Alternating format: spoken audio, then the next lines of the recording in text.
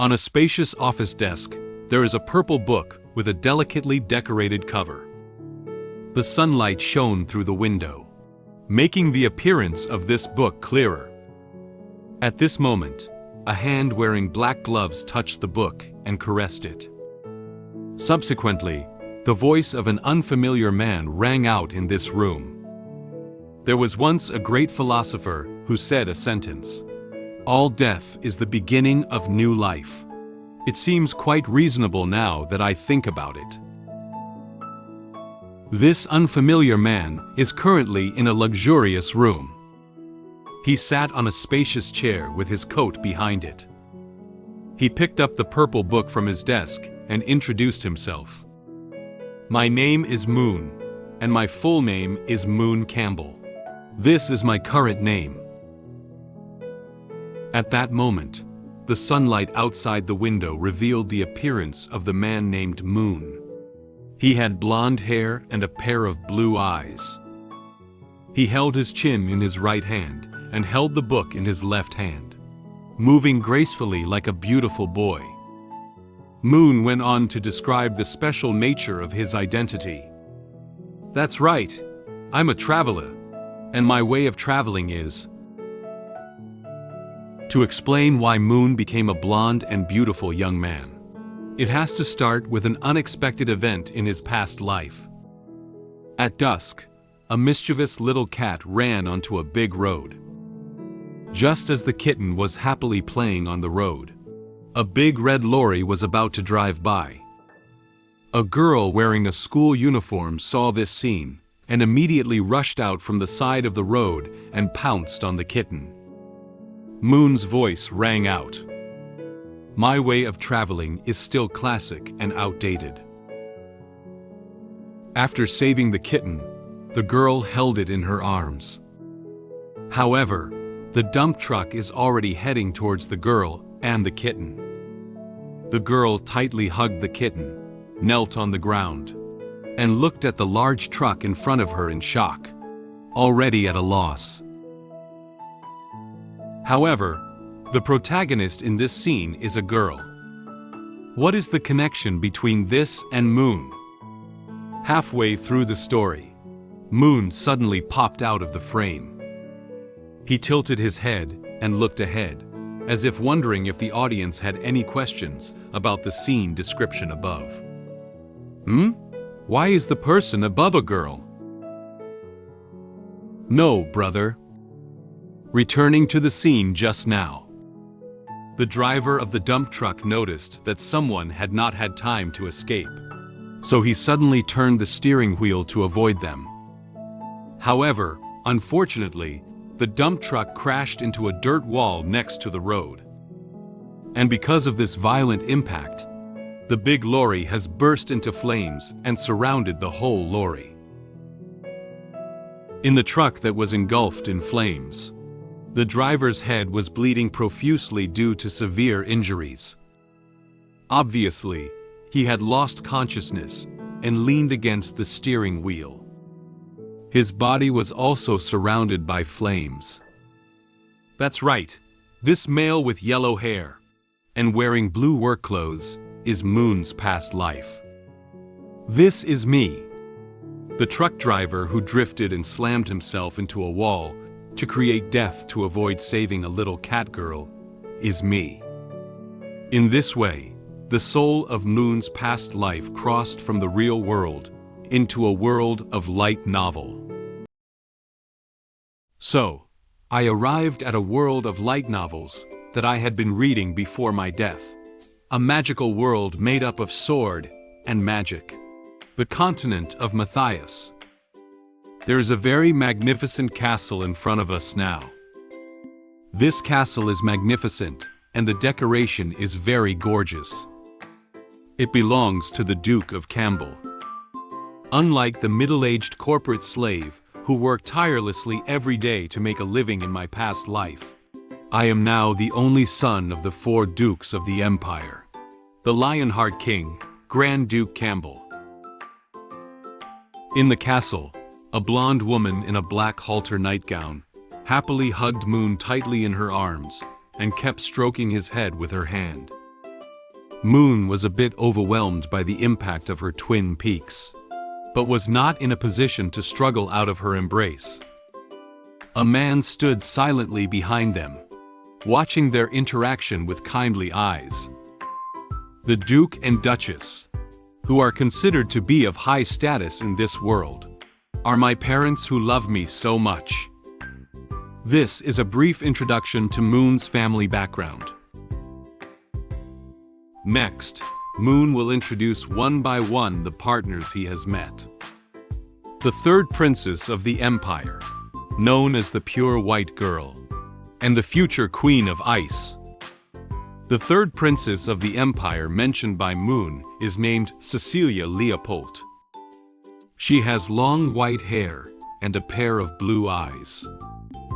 She was wearing a white dress that could reflect her figure, perfectly embodying the unique temperament of a princess. And this gentle and elegant princess is about to become the most important person in Moon's life. She is my future wife. She lay shyly on the ground, her eyes dodging, but there was also a hint of expectation inside. She seems to have a side that we don't know about. The girl to be introduced next is named Anna Kablin. She has long black hair with a red hair tie tied to the left of her hair. She was wearing a red student uniform, clearly a student. She lifted her cheek and looked ahead, her movements very cute.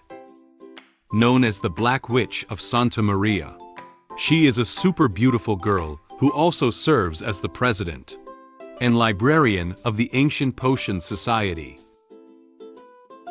She is my most respected schoolmate, one level higher than me. Although she is the person that Moon respects the most, Anna, who is so lovely, actually has some unknown things. Look, she's holding a feather and gently teasing Moon lying on her lap like a puppy. She looked at him with a teasing expression. Moon held a bone in his mouth and looked at her with a wooden expression, his face looking a bit bad. Oh, by the way, it's also known as the strongest human in the world. This girl wearing a mage robe and a black dress. Her name is Mela DeMille. Although she looks relatively small, she is someone who can master various types of magic. Well, it's this little girl with white hair and red eyes. She is my mentor. She looked ahead with a teasing expression, seeming to look like she had a side to her that the others didn't know about. After introducing so many female companions around him, according to the development of the story, shouldn't Moon be the one with the protagonist's aura? However, he closed his eyes and spread his hands, muttering to himself. At this point, some people will say, "You have money and power and beautiful girls. Aren't you a definite winner in life?" He put his hand into his bangs, with a helpless expression on his face. Ha! At first, I thought the same thing, but... Suddenly, Moon opened his eyes and looked ahead with a weathered expression. I'm not the protagonist. It turned out that in this world that Moon was in, he himself was not the main character. The real protagonist was someone else. Standing here from left to right are Anna, the brave person Ariel Bugard, and the holy maiden Leah Angel. They are the true protagonists of this world. I have been following this book for 2 years, and it is a world with talented women as the main characters. The real protagonist is a girl. A girl. However, Moon is different from them. His character's setting in this world was a camp opposite to theirs. Moon walked in front wearing a gray school uniform. He was followed by some students who looked like delinquents around him. It looked like the environment of the school Moon wasn't too good. And I, Moon Campbell, am just a yellow-haired villain in this book. I am the kind of idiot that the protagonist team will inevitably encounter on their growth path, who specializes in causing destruction and giving the protagonist growth experience. I'm like the classic goblin that everyone passing by has to kill a few to train themselves. Then, Moon turned the book in his hand to a certain page, and excitedly pointed to a few big characters on the book. The words written in black ink on this page are irreversible, predicted destiny. The most frustrating thing is that this damn prophecy book told me that I couldn't change this fate. Otherwise, I would die faster. It turned out that the book in Moon's hand was the book of prophecy. Words already written down in the book meant that the person's fate could no longer be changed. Seeing that he couldn't change his predetermined fate, Moon had no other choice. He sighed, closed the book, and stood up from his seat. This doesn't work. That doesn't work. Then I have no choice but to use my trump card. Moon left his desk and sat on his arse, sitting on the sofa next to him. He lay down on the couch in a crooked position, with a tired expression on his face. He tossed the book of prophecy onto the bed behind him in one fell swoop. I've completely given up, guys. The ship will sink naturally at the bridgehead. Let me enjoy my time as a noble young master before my inevitable fate comes. Suddenly, Moon thought of such a thing. He touched his chin and looked ahead with contempt. Hey, since I was reincarnated as a noble young master, is there a possibility that a 1.75 meter tall, versatile, and super beautiful black-haired maid sister would say to me, "Young master, I like you the most. Please go out with me?" Moon thought for a moment. As the villain of this world, how could anyone like him? Realizing his character's setting in this world, he couldn't help but cover his mouth with his hand and burst into laughter. How can this be possible? The original owner of this body is the Empire's notorious, everyone crying scum. How could anyone possibly like that? At this moment, a maid walked into Moon's room. "Young master." Upon hearing the sound, Moon was a bit scared and immediately turned around to look at her. He seemed unaware that someone had walked into his room.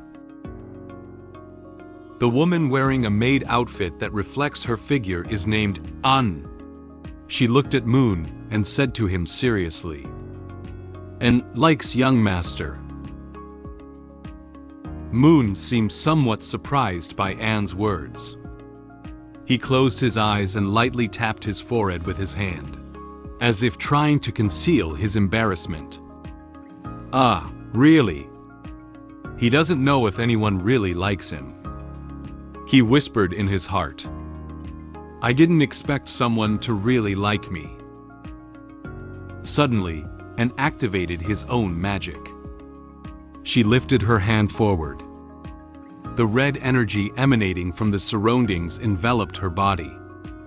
Subsequently, these red energies formed chains and flew towards Moon. Yes, technically, my feelings for the young master are not fondness. Moon was directly bound by these chains. He looked at the chains on his body in horror, then looked up at Anne, not knowing what had happened now. At this point, Anne continued speaking what she had just said. It's love. Moon watched as Anne took a step towards him, feeling that the current situation seemed a little bad. While launching her magic to control the chains, Anne took her long black silk legs and slowly walked towards him. I will fulfill all the capricious requests of the young master. She walked up to Moen and suddenly stuck one of her legs between Moon's two legs. Moen was clearly startled by her actions. "I will eliminate all the insects around the young master." So, she approached Moen, her twin peaks tightly pressed against his body. She reached out a hand and lifted Moon's chin, forcing Moen to look at her. Moen was at a loss for words, not knowing what to say for a moment, but could only stare at this maid, who was behaving strangely in front of him, and softly uttered that heavy sentence. "You become something that belongs only to me." Perhaps it was due to the use of magic that Anne exhaled a warm breath. This made Moon's face itch. She gazed at Moen with deep affection and tenderness. But little did she know, her eyes contained a strong desire to monopolize Moen, and she had long wanted to take Mu for herself. "Young master." She softly called out Moen in a tone containing special emotions. "My name is Moen Campbell. As you can see, after a car accident, I traveled from the real world to the world of light novel. When I feel pain from being stabbed by a knife, many memories flood into my mind. I turned out to be the yellow-haired villain in the novel. When I was still feeling lost because I was the villain, a purple book fell from the sky. Is this some mysterious prop? The weather today is quite sunny, with sunlight shining on Duke Campbell's castle. The clear sky and mountains set off the castle in a magnificent and towering manner. In one of the very luxurious rooms of the castle, a blond young man had just woken up and sat up from bed. He opened his own bleary eyes, topped off with a messy head of hair, and looked at his surroundings with a bewildered expression. "If I remember correctly, didn't I die in a car accident? Did I?" He looked at his hands in confusion and muttered to himself, "Did I transmigrate?" He lifted his head and observed the layout of the room. The design of the room is a luxurious palace decoration. There are some books, a dagger, and a mirror placed on the table. He noticed that the table, chairs, and other furniture in front of him seemed somewhat special. Palace-style decoration and furniture, Western style. He saw his current appearance in the mirror on the table. In the mirror, his long blonde hair was scattered, and he possessed the face of a beautiful boy who could charm thousands of girls. He touched his face and murmured to himself, "There's also this face that looks almost exactly the same as when I was 17 or 18 years old." He couldn't figure out where he was exactly. He grabbed his hair frantically with both hands, with a frightened expression on his face. Where did this transmigrate me to? Suddenly, he seemed to realize something. He got out of bed and walked to the desk.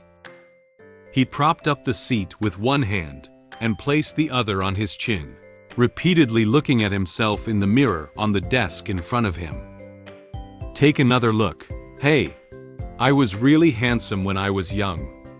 To be honest, the appearance is quite well restored. This should be a world like games."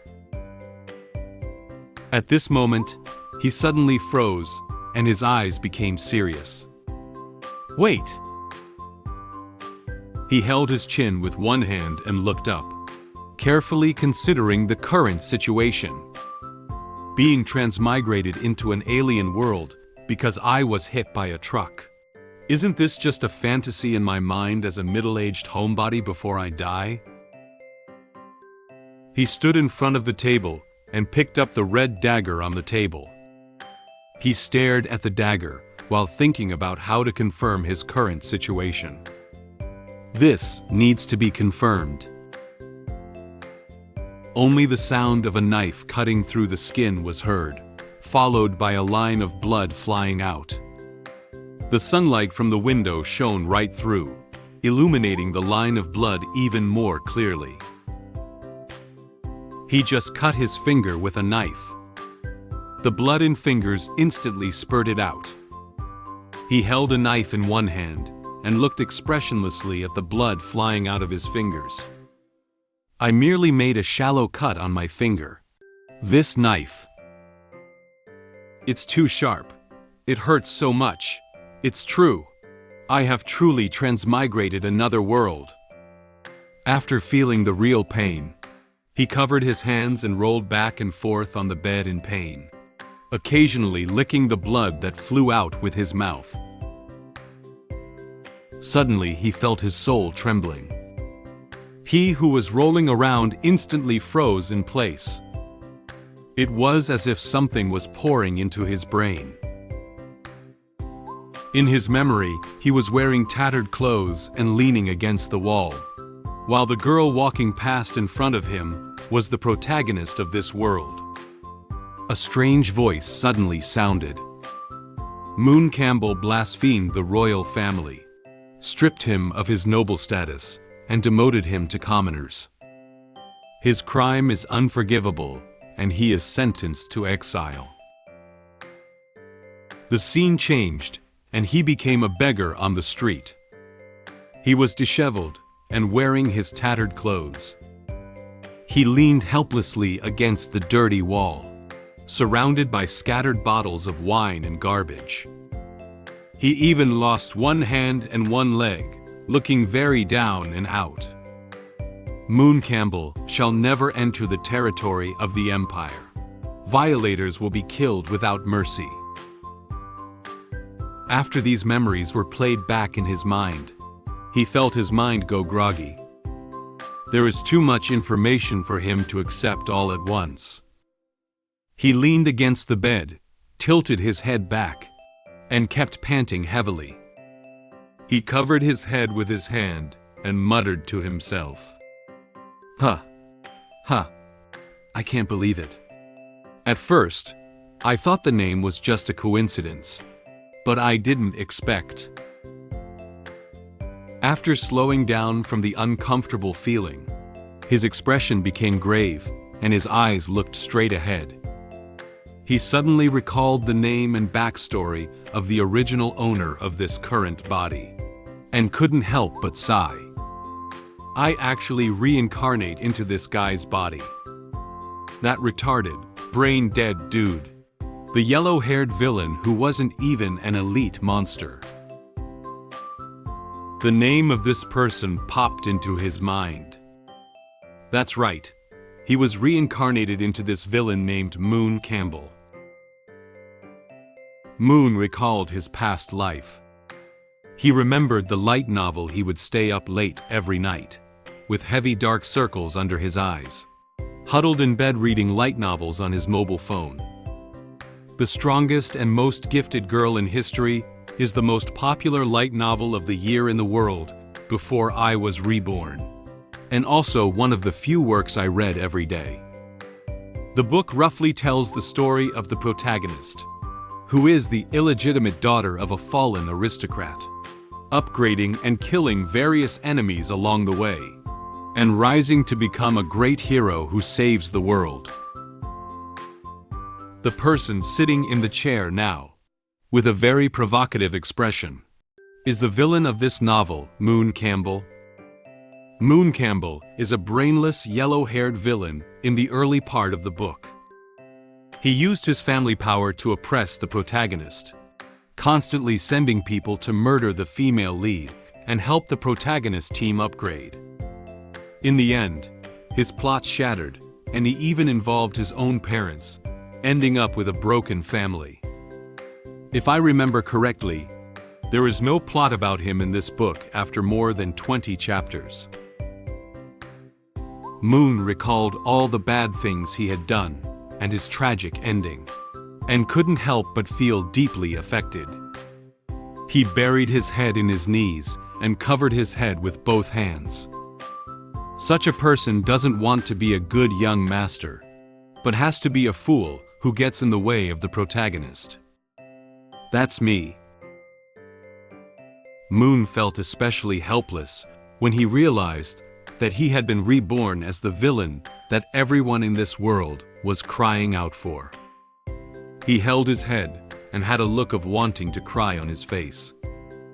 I thought that I would be reborn once to become a protagonist and have a good time. As a result, I was reincarnated into this fool who was destined to become a stepping stone. What can I do? It's over now.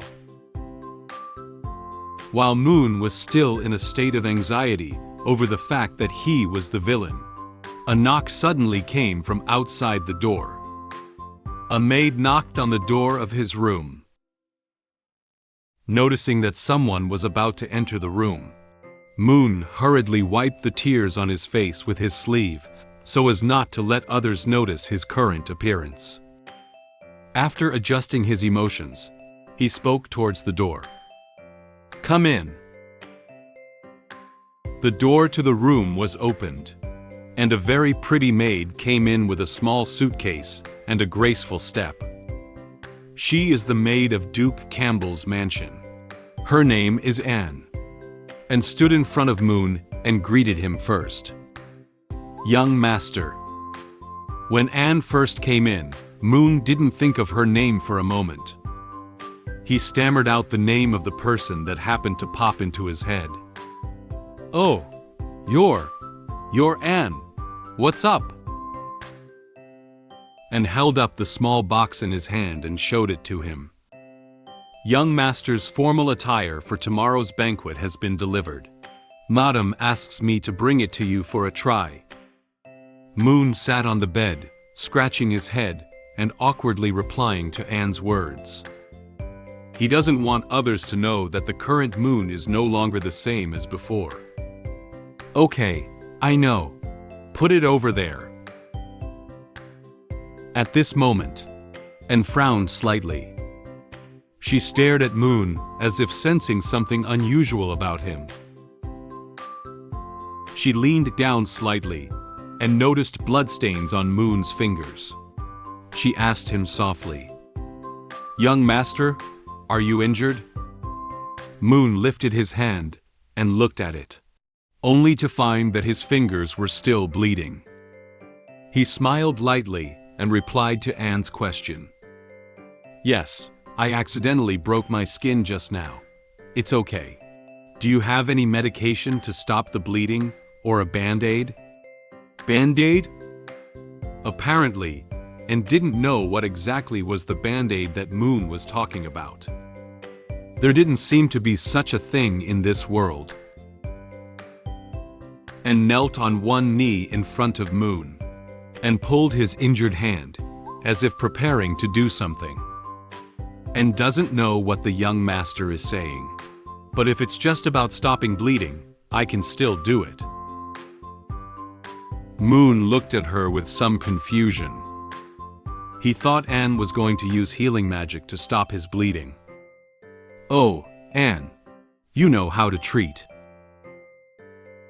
However, in the next moment, Anne held Moon's hand with both hands and gently licked his injured finger with his tongue. She made this gesture expressionlessly, as if she didn't find it strange. However, Moen may not be the same. After being licked by Anne like this, he felt very surprised. Moen can intuitively feel the touch of Anne's tongue. He froze on the spot, his face instantly turned red like an apple. He hadn't expected her method of stopping the bleeding to be in such a way. After licking it several times in a row, the bleeding had slightly stopped. Anne's mouth opened slightly, leaving Moon's fingers. His fingers were left with a small amount of her saliva. The bleeding has stopped. Every drop of the young master's blood is very precious. Please do not easily injure yourself. And gently wiped his mouth and offered a kind reminder to Moen. Her cheeks also blushed slightly, as if the previous action had made her a little excited.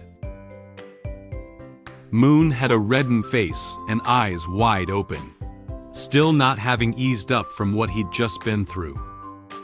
He stammered and replied to Anne, "Okay, I'll remember," and stood up, turned around, and prepared to leave Moon's room. She calmly said to Moen, "If young master has no other needs, I will go out to work first." Moen nodded stiffly. Thank you. Sorry to have worried you." When Anne left the room and heard her footsteps gradually fading away, Moen finally couldn't help it. The blush on his cheeks has not yet faded. He tightly held his hands and was about to lose control of his emotions. Suddenly, he held his face in both hands and felt very excited.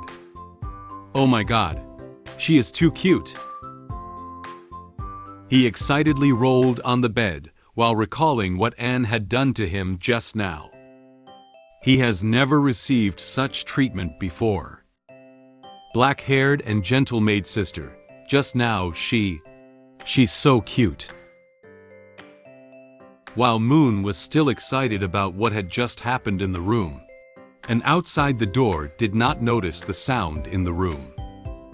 As she walked, she was still thinking about how Moen had just made her feel a little off. This seems quite different from the usual Moen. Young master. She frowned slightly, doubting Moen and his behavior just now. Did he just say thank you to me? Moen, who was rolling back and forth on the bed, felt a little tired at this moment. He lay flat on the bed, staring at the ceiling, recalling the plot of his story in this novel. He didn't understand why Moen Campbell, whose family background was so good, still had to provoke the protagonist. The son of a duke, with high status, handsome appearance, a family that is not short of money, and a maid sister to take care of him. Why does he have to provoke the protagonist? If I remember the plot correctly, it seems that the Duke's mansion was raided because he drugged the princess during his coming-of-age ceremony. It was as if Moen had thought of a way to avoid going towards the destruction of his family. He sat up from the bed with a confident smile on his face. Since I know the problem, it's easy to handle. As long as I try not to provoke that protagonist, and don't do anything stupid at the coming-of-age ceremony. I, Moen, still have a chance to change my destiny against all odds. Moen held his chin with one hand, pondering how he should continue to live in this world in the future. In order to still be a wealthy playboy in the future, I need to plan carefully and carefully. Speaking of which, when was the coming-of-age ceremony? Suddenly, he remembered that Anne had just brought his coming-of-age gown to his room, and seemed to have mentioned the time of the coming-of-age ceremony. Anne just gave me the formal dress for the coming-of-age ceremony. Tomorrow. Tomorrow? Knowing that the coming-of-age ceremony would be held tomorrow, Moen was completely stunned. He didn't expect to face his own ending so soon. He couldn't help but howl loudly in his room. Damn it! He crumbled onto his bed, hugging his thighs and weeping silently. System, are you there? The old man? Goddess? Cupid? Moen shouted out these names one by one, trying to be able to summon someone to help him with the difficulty at hand. However, unfortunately, no one appeared in front of him out of thin air. He cried in despair while muttering to himself, "Anyone? Can anyone hear me?" Does Elle really not have any cheat abilities? It's not like Elle only got a 10 pull with 5 golds in my last life. Even if it was a lucky draw, it should not be like this. Right? Knowing that the course of events had been irrevocably changed, Moen sighed in resignation. Tomorrow is the coming-of-age ceremony. It's already too late. I don't know if apologizing to the protagonist in person tomorrow can solve the problem. She probably wouldn't make any excessive demands, such as publicly licking her feet to forgive her. In Moon's fantasy, he was fiercely stepped on by a long leg, wearing black stockings, and was unable to move. Moon, you can do it. A true man is born to face the world, able to endure pain and overcome difficulties. An insult like licking feet is nothing compared to having my family broken up. I just need to bear this humiliation alone. Of course, it would be even better if she could wear black stockings tomorrow. Moon, who had decided on a solution, clapped his hands, smiled, and comforted himself. It's decided. As soon as I meet with the protagonist tomorrow, I'll rush up and slide on my knees at light speed and count out 3 more times. At this time, what Moon didn't know was that a mysterious portal quietly appeared from behind him. Immediately afterwards, something seemed to fall from the portal and hit his head. He shouted in pain. He covered his head while angrily turning back, wanting to see what hit him. What exactly is it? It hurts so much. Is this going to smash my head through? He fixed his eyes on his bed, and a book with a purple cover suddenly appeared out of nowhere. There was also a strange pattern on the cover of the book. This is...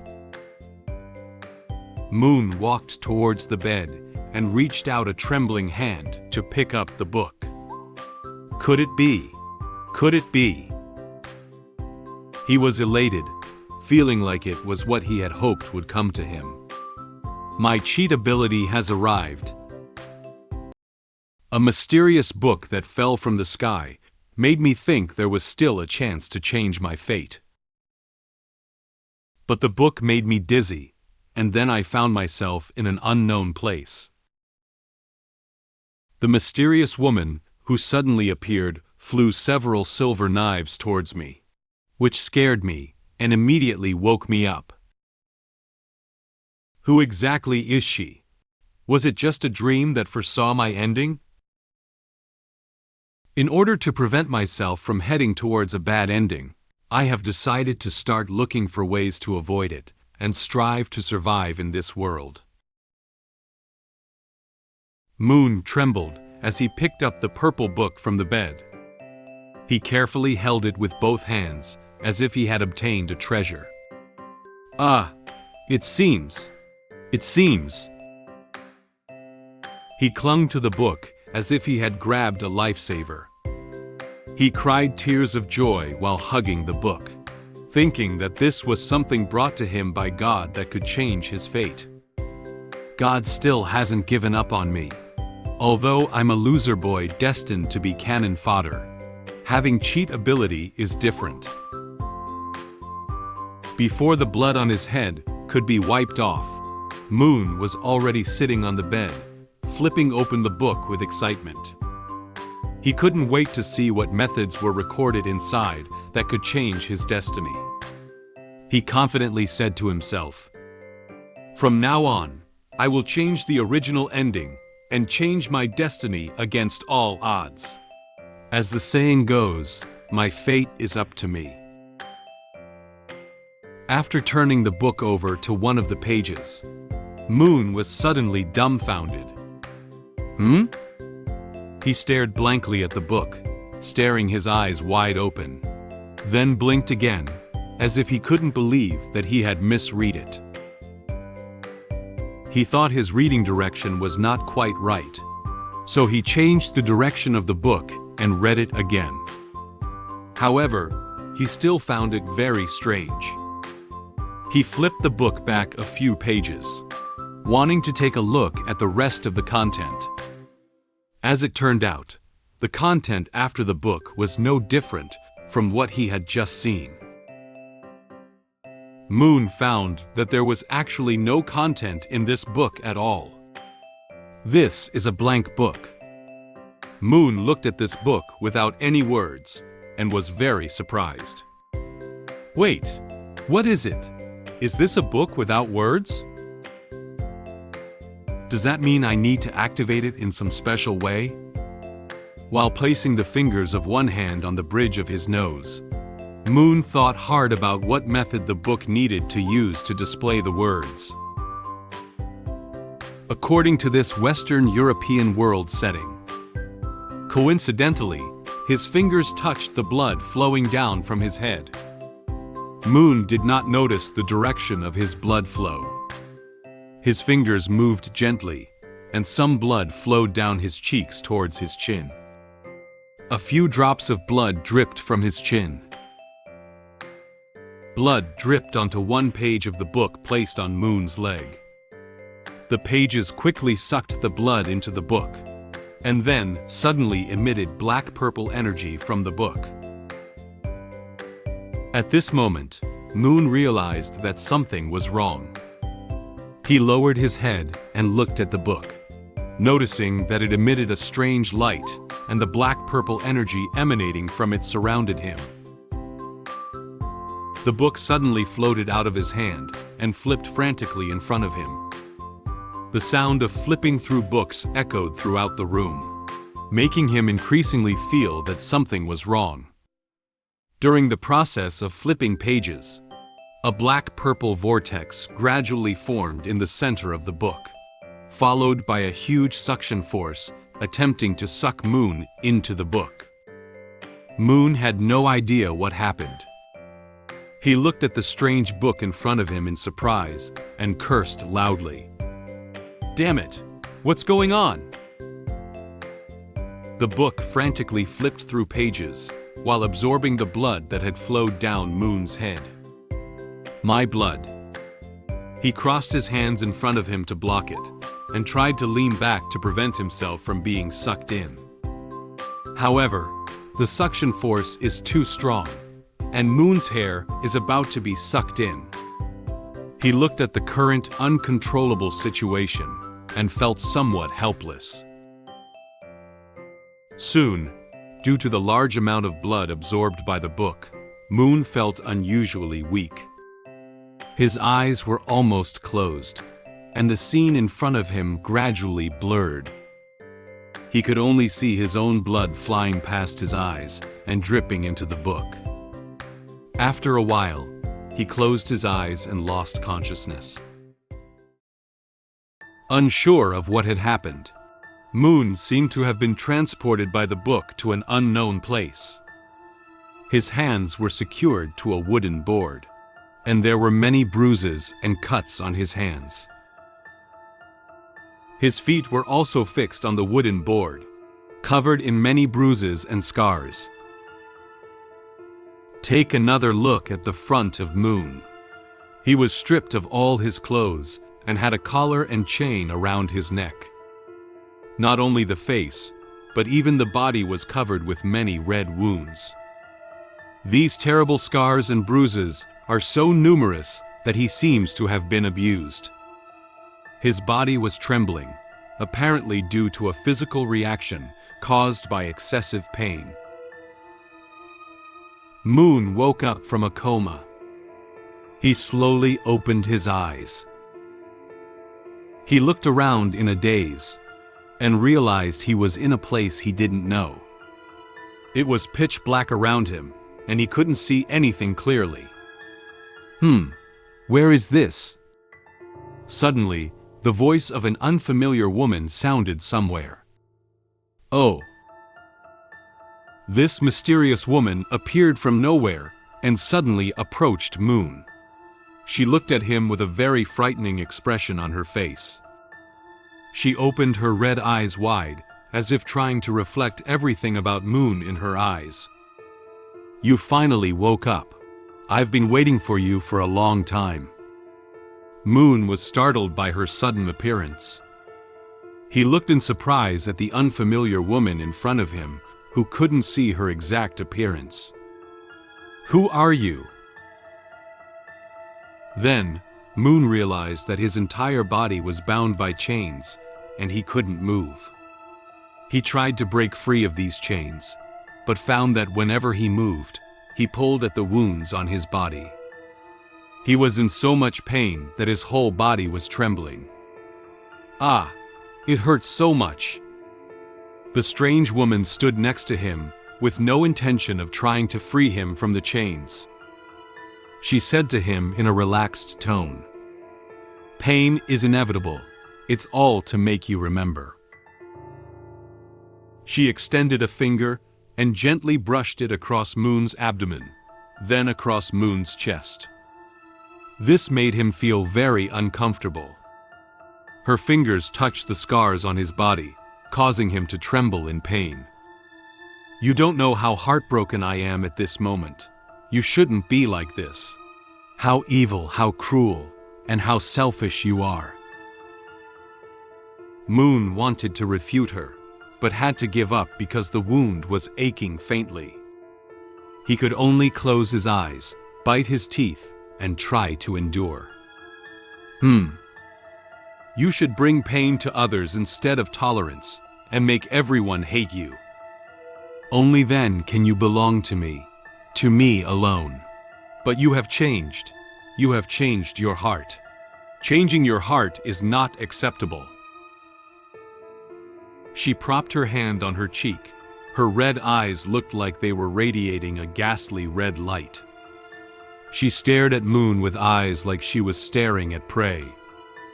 With a voice that was completely different from the one she had just used, she said the most possessive words to him. "But don't worry. No matter how much time it takes, I will purify you thoroughly with my love over and over again." She held several silver knives, and her eyes curved upwards. "We will be together forever. Even death cannot separate us." She flew all the silver knives in her hand towards him, who was fixed on the wooden board. Moen felt fearful of her behavior.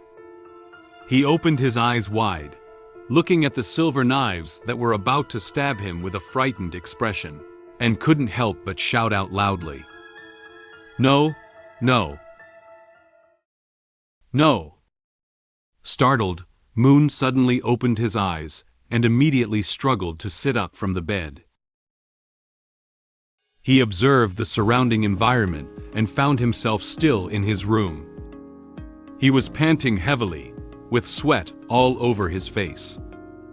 He still felt a bit dazed and hadn't recovered from his tense state just now. Who? That was just... Moen slowly calmed down. He covered his head, unable to believe that everything he had just experienced was just a simple dream. A dream? He lowered his head and looked at his hands, only to find that they were still trembling involuntarily, and he could vaguely feel the pain in his body. The scene just now seemed to be real. The pain still lingers on the skin. The dream had been too real. He picked up the purple book beside him, carefully observing it while recalling what had just happened.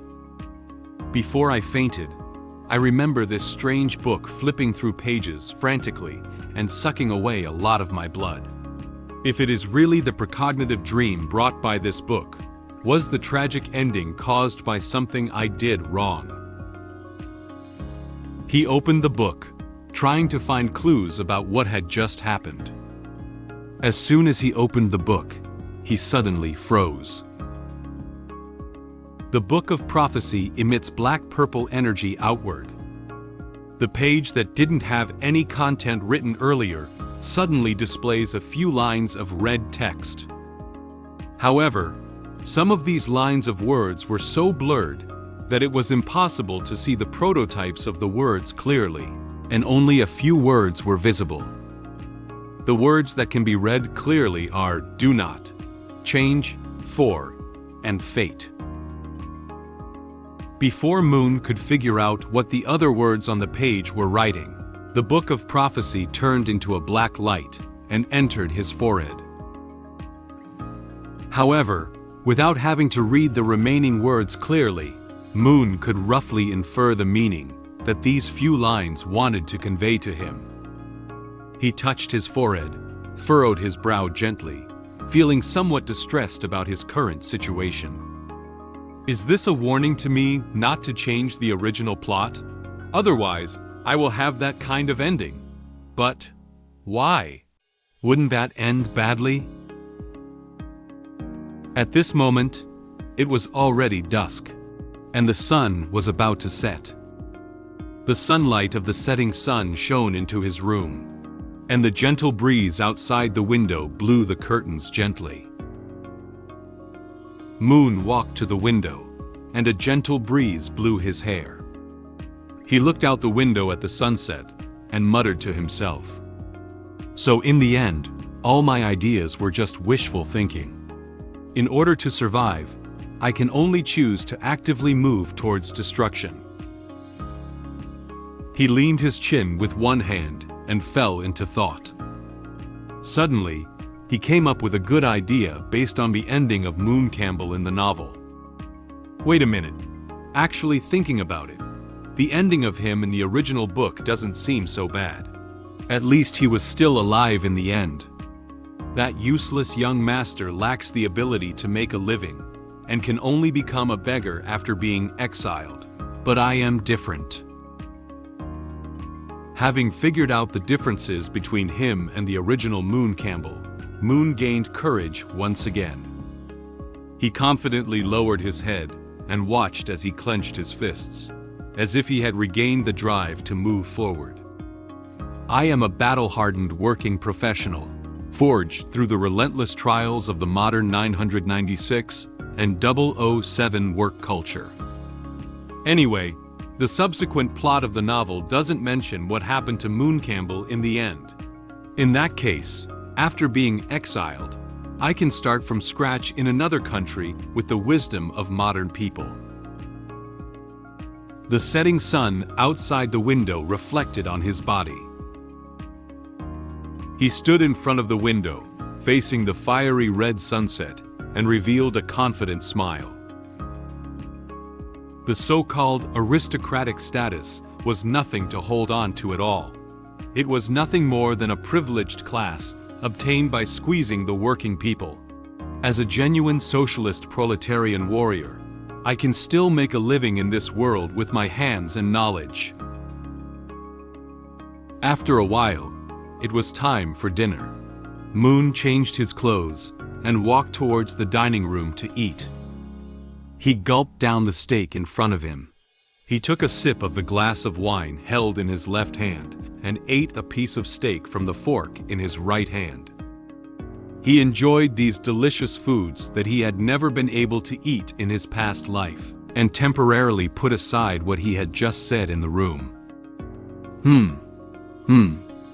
Damn it, I've never tasted such delicious steak and this wine in my previous life.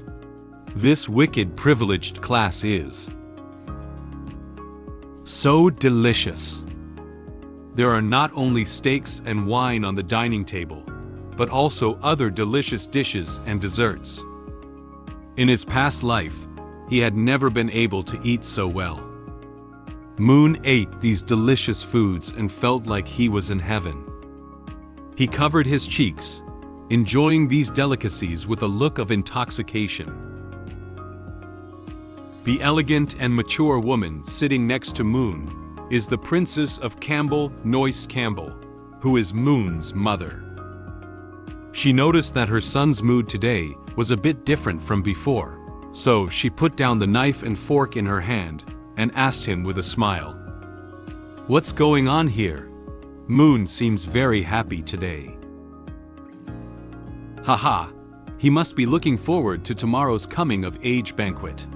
After all, that was one of the most important banquets in Moen's life. the slightly dignified man sitting on the other side of the princess. He is the Grand Duke of Campbell, Ron Campbell. He also known as Moon's father. He inserted a stake and looked at his son beside him with a smile, answering the princess's question. Upon hearing her parents mention the topic of coming-of-age ceremony, Moon elegantly put down the utensils in her hand and replied to them with a relaxed tone. "Yes, father, mother, I am looking forward to it." The princess held her face in both hands and looked happily at her beloved son. "Tomorrow, my son will definitely be the most eye-catching presence at the banquet. I don't know how many noble girls he will charm." The Grand Duke looked at the princess with indulgent eyes and replied with a smile. "Haha, that's unacceptable. Moon in our family has a betrothed wife. If Princess Cecilia sees and becomes jealous, it will be difficult to explain." As soon as the Grand Duke mentioned the name Cecilia, the princess became somewhat unhappy. She hugged her arms with both hands, pouted, and turned her head to one side. I don't like Princess Cecilia. She is cold and not cute at all. She is simply not worthy of our little Moon."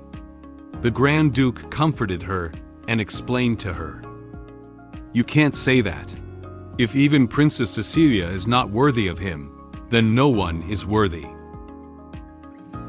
Moon supported his chin with both hands and smiled as he watched the interesting interaction between his parents. However, he was quietly commenting on what they said in his mind at this point. "My dear parents, how confident are you in your son? What kind of person is Princess Cecilia?" That is the third princess of the Empire, the pure white girl who has received God's gift, and a powerful candidate for the Empire's first beauty. In the novel, she gained a large following with her aloof temperament, and the contrast between being cold on the outside and hot on the inside. Wherever she goes, she is a highly anticipated presence. In the novel, Cecilia, dressed in glamorous attire, holds a wand and looks firmly into the distance. The temperament she exudes makes people feel that she is a graceful princess. Moon looked at his parents, who knew nothing, and shook his head gently. He was a bit speechless about his parents' current behavior. He recalled the bad things done by Moon Campbell in the novel and his bad character, and knew that he was not worthy of Cecilia at all. What kind of person is your son? Don't you realize it yourself? Only you will consider him a treasure in this world. The Grand Duke and the princess were chatting happily under the sunset, and occasional bursts of joyful laughter could be heard. Moon watched them while expressing his thoughts in his heart. In the original work, both of you were good people, but unfortunately, you had such a son. According to the original plot, you will also be implicated in the coming-of-age ceremony event. After that, the entire Campbell family was forced to fade out of the core circle of the upper echelons of the Empire and completely disappear from the story. He slightly bowed to his parents, indicating that he had finished his meal and left the restaurant first. Even though that book says that you can't go against your destiny, the fate of broken arm and leg, exiled and reduced to an invalid, is an opening that would be too difficult to turn around even with a modern mindset. I can't accept it. Moon walked towards the door with a determined stride. I have to think of a way to do something. I can't change my own destiny, but it doesn't mean I can't change someone else's. He tightened his tie and looked solemnly ahead, his expression as if he was about to make a major decision. Upon careful consideration, looking at the entire incident, taking action against the princess was not the real reason for my punishment and exile. because I was convicted of treason and implicated my father. The Duke of Campbell, who held military power, fell into a power struggle and was purged by the imperial ruling class and the aristocratic class. This is it. So, on the premise that the outcome remains unchanged, I need to pull the Campbell family out of the entire incident as a life-saving talisman after exile. Additionally, I need to find someone to take responsibility. Speaking of taking the blame, there seems to be no more suitable place in this Western fantasy background world. In order to avoid a bad ending, I started planning to change the conditions that trigger the ending. I found the black card hidden in the treasure chest, and planned to enter the underground black market to find the medicine that can bewitch the princess. Based on my memory, I found a small shop selling this medicine. After I explained the situation, the shop owner turned around and searched among a pile of bottles. Can the shop owner find what I'm looking for? The sun outside the castle has slowly set. The clouds slowly disappeared into the sky. The orange sunset shines on every corner of the castle. A gust of wind blew gently, making the leaves on the tree rustle. After dinner, Moen walked down the corridor of the Grand Duke's mansion. He is preparing to return to his room. As he walked, he pondered on how to change the triggering ending for the outcome next. There is only one day left before the coming-of-age ceremony, and it is too late to make any more arrangements now. But we can only take one step at a time and improvise. The first order of business is still to solve the established end of offending the royal family. Pure white girl, future imperial Queen Cecilia. It is obviously impossible to defeat that once-in-a-millennium magical genius with ordinary drugs. And this guy has never had any related drugs in his memory, which proves that there is currently no such thing in the mansion. Perhaps there is one there. He closed his eyes and held his chin with his right hand, lost in thought. Suddenly, he thought of a place where he could buy the medicine he had in mind. Hey, I remember when I inherited my memory, there was a place called the Black Market that specialized in selling various prohibited items and slaves. Maybe. At this moment, around the corner, a maid walked over holding a teapot and teacup filled with black tea. Her face is red, and she looks not very energetic. Moen, who was thinking about something, didn't notice that someone was about to come over. The maid didn't notice who was about to walk over. In the next second, Moen and the maid collided together. Both of them let out a pained yelp at the same time. After being hit by Moen, the maid immediately fell to the ground. The teapot and teacup in her hand spilled on the ground, and all the tea in the teapot was spilled out. Some of the tea even got stuck on her long socks. Due to the impact just now, her head felt even more dizzy. She rubbed her head with her hand, looked at the spilled red tea, and nervously said, So painful. The master and madam's black tea. Sorry, I was just thinking about something and didn't see the way. Are you okay? Moen, who had already stood up, saw that the maid who had been bumped into was still sitting on the ground, so he reached out his hand and tried to pull her up. The maid raised her head, and after seeing the person standing in front of her clearly, the expression on her face suddenly turned to fear. She backed away in fear and stammered. You are young Master Moen. The maid recognized the person in front of her as the young master of Duke Campbell. She exclaimed in panic. Seeing the tea splashing onto Moen's collar, she became even more nervous. Moen raised an eyebrow and didn't seem too concerned about the maid bumping into him.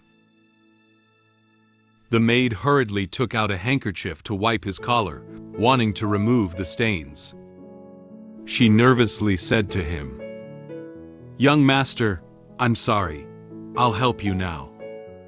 Moen looked down in confusion and realized that his collar was a bit dirty.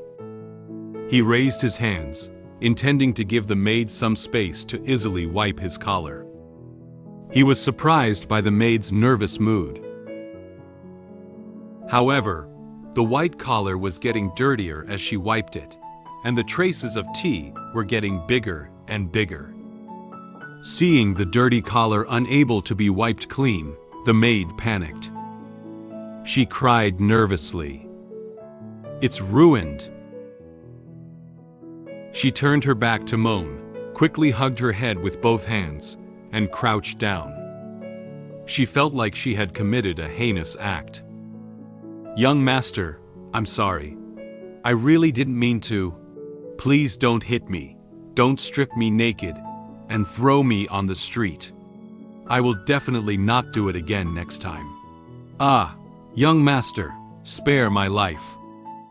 She was so scared that tears couldn't stop flowing, and her face turned red from being too nervous. Moen stood behind her and didn't say a word. From the maid's words, Moen roughly inferred the original Moen Campbell's attitude towards the household servants. He looked at the trembling maid, sighed, and looked speechless, not knowing where to say the original Moen Campbell. Just spilled a cup of tea, scared the little girl like this.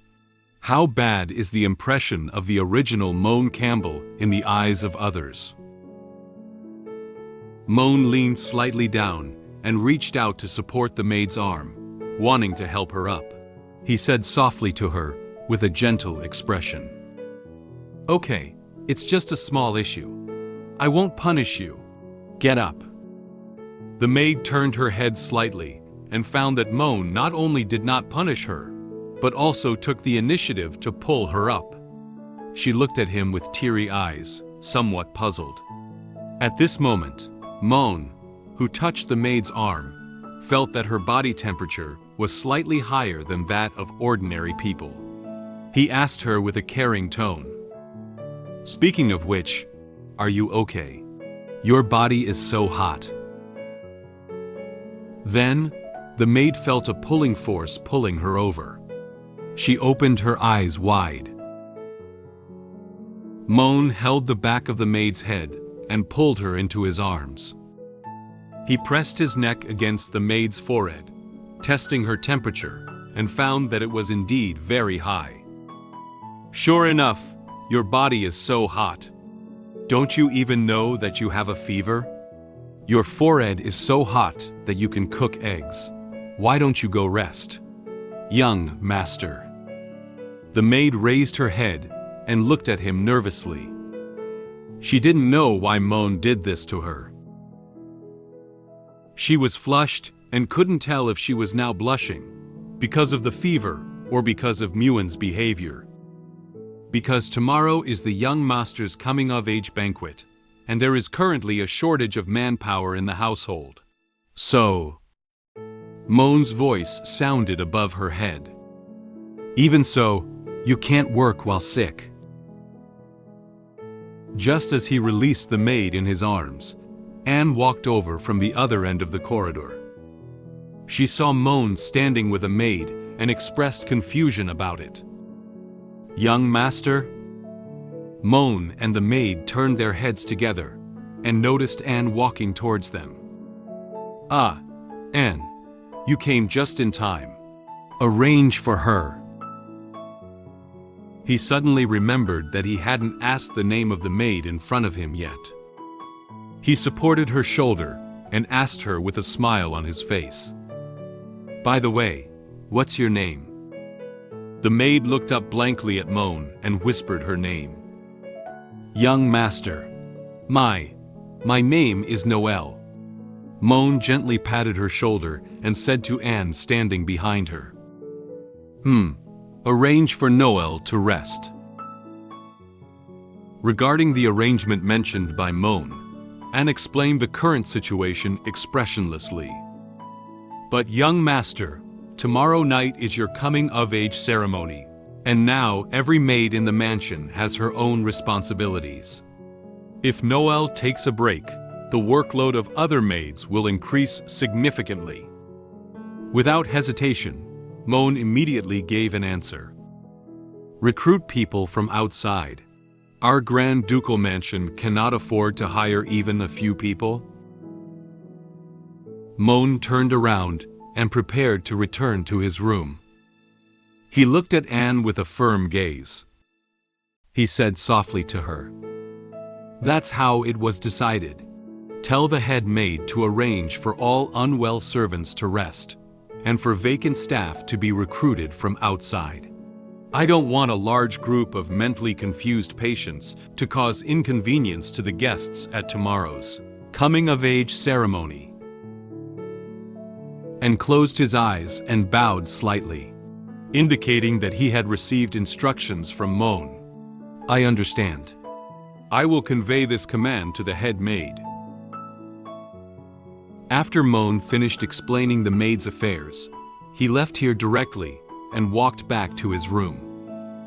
Anne and Noel stood behind him, watching him leave until his figure disappeared around the corner and the sound of footsteps gradually faded away. Noel looked at Moen's back, feeling a little confused about his behavior and what had just happened. She asked Anne, who was standing next to her. "Anne, I remember the young master said before that he didn't want dirty outsiders to dirty the Duke's mansion. So he didn't let the maid master recruit foreign aid? Today's young master. And seems to know what she wants to ask." She didn't give a direct answer, but asked her to go rest quickly. "Don't overthink. Follow the young master's orders and go rest quickly." Although Noel was still confused about the current situation, Anne said so, and had no choice but to comply. "Okay." Noel turned around and took a step back to his room to rest. However, Anne remained standing still, seemingly pondering something. She turned around with a meaningful expression and looked towards a certain part of the hallway. Compared to before, there have indeed been some subtle changes. In order to avoid uncontrollable situations, it seems that the plan must be brought forward. After returning to the room, Moen searched for something in the room. He threw out some jewelry, and then threw the scroll he found on the ground. These don't seem to be what he's looking for. There is a large treasure chest placed somewhere in the room. Moen knelt on the ground and crawled into the treasure chest to search for things. Various types of jewelry are scattered around the treasure chest. He searched and threw out a batch of unnecessary jewelry while muttering to himself. "This is not, and neither is this. It's impossible. This guy's memory." The only way to deal with a super magical genius like a princess is to use special psychedelic potions. This thing is not only difficult to refine, expensive, but also a prohibited item. The only place where it can be sold is... "I found it. This guy is really a scumbag. In the novel, I remember it was quite difficult to get this thing." After searching for a while, Moen finally found a black card in the treasure chest. He crawled out of the treasure chest and also dropped some jewelry. He had several strings of precious jewelry hanging on his head and shoulders, some of which even fell to the ground. However, Moen didn't care about those. When he found the card, a satisfied smile appeared on his face. The black card in Moen's hand is also decorated with gold borders. Although it may seem ordinary, this card is very useful. This is a proof of access to the underground black market. A VIP pass for the underground black market. That evening, Moen rode in a luxurious carriage through several brightly lit streets, and then crossed a bridge, preparing to enter the city gate. Probably because it was nighttime. The people on the bridge and near the city gates were a bit sparse. In no time, the carriage stopped in front of a very luxurious and magnificent building. This building is called the Chasford Chamber of Commerce. Moen got off the carriage, and the guards protecting him followed closely behind. He instructed them, "Wait for me here for a while. I'll go buy some gold and silver jewelry for my father and mother to wear tomorrow." The groom and 2 guards nodded and answered, "Okay, young master." Moen detoured behind the carriage and then cautiously turned around to take a look. After observing for a moment and realizing that no one was nearby to notice him, he tightened his tie and turned towards a path diametrically opposed to the Chamber of Commerce. People come and go on the streets. Some people were walking and chatting, while others were hurriedly searching for their desired destination. They didn't notice that a person with yellow hair quietly left the street and quickly walked into a small path next to a house. After entering the small path, Moen entered the sewer below the city of the Empire. The water in the sewer flowed slowly, occasionally emitting a foul odor. He pulled out a black cloak from somewhere and put it on his body. He walked while searching for a route to enter the underground black market. According to the route in memory, the outer ring of the royal city, deep in the sewer of Belland City. He wears a mask and covers his head with the hat on his cloak to conceal his true appearance and identity. He held a torch and slowly searched along the route in his memory. In no time, he found a door guarded by someone. He held up the torch and shone it around, confirming that this should be the entrance to the black market. This should be the place. The person guarding the gate is also wearing a black cloak and a mask on their face. It seems that people here have a very high sense of confidentiality. He could see someone walking towards here from a distance, very cautiously questioning the other party. "Stop. Who are you?" Moen answered the man's question in front of him according to the secret language he had memorized. "The mice in the sewer." "What are you doing here?" Moen took out the black card from his clothes. He walked forward and showed it to the guards, indicating that he was a customer of the black market. "Search for carrion. This is my pass." The guard leaned in to observe the black card. After determining that it was a pass exclusive to the black market, he gave way and bowed slightly. "Honored guest, please come in." The guard turned around and opened the door. Some light shone out from behind the door. Moen's eyes widened slightly, a little excited and curious about what the black market looked like.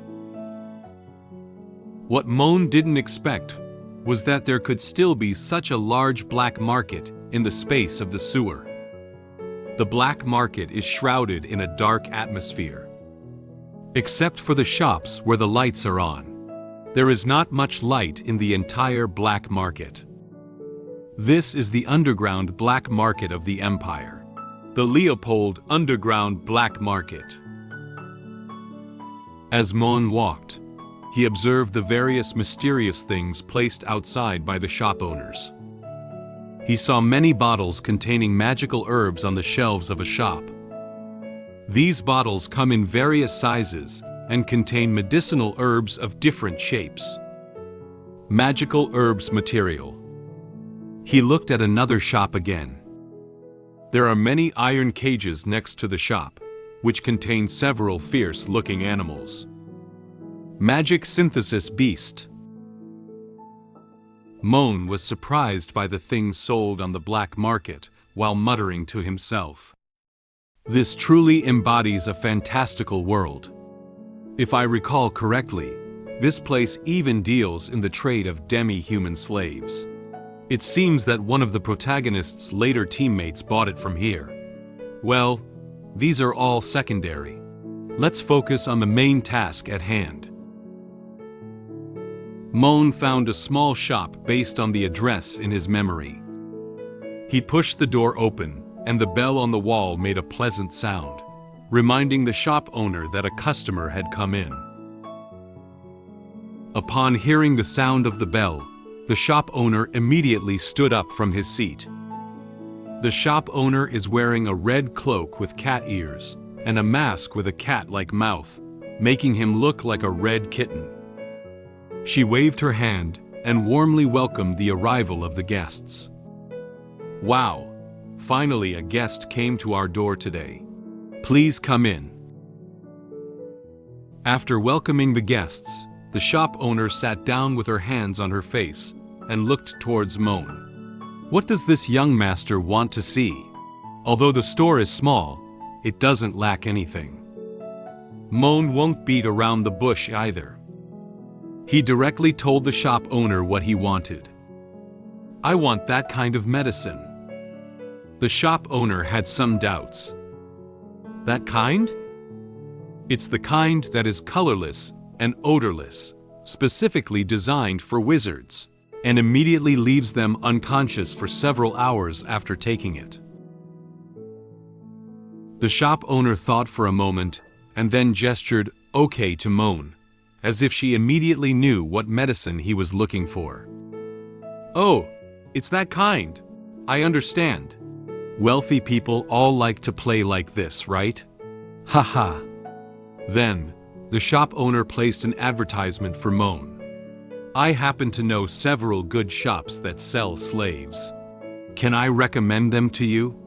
Just need to pay some referral fees. Reporting my name can also offer discounts.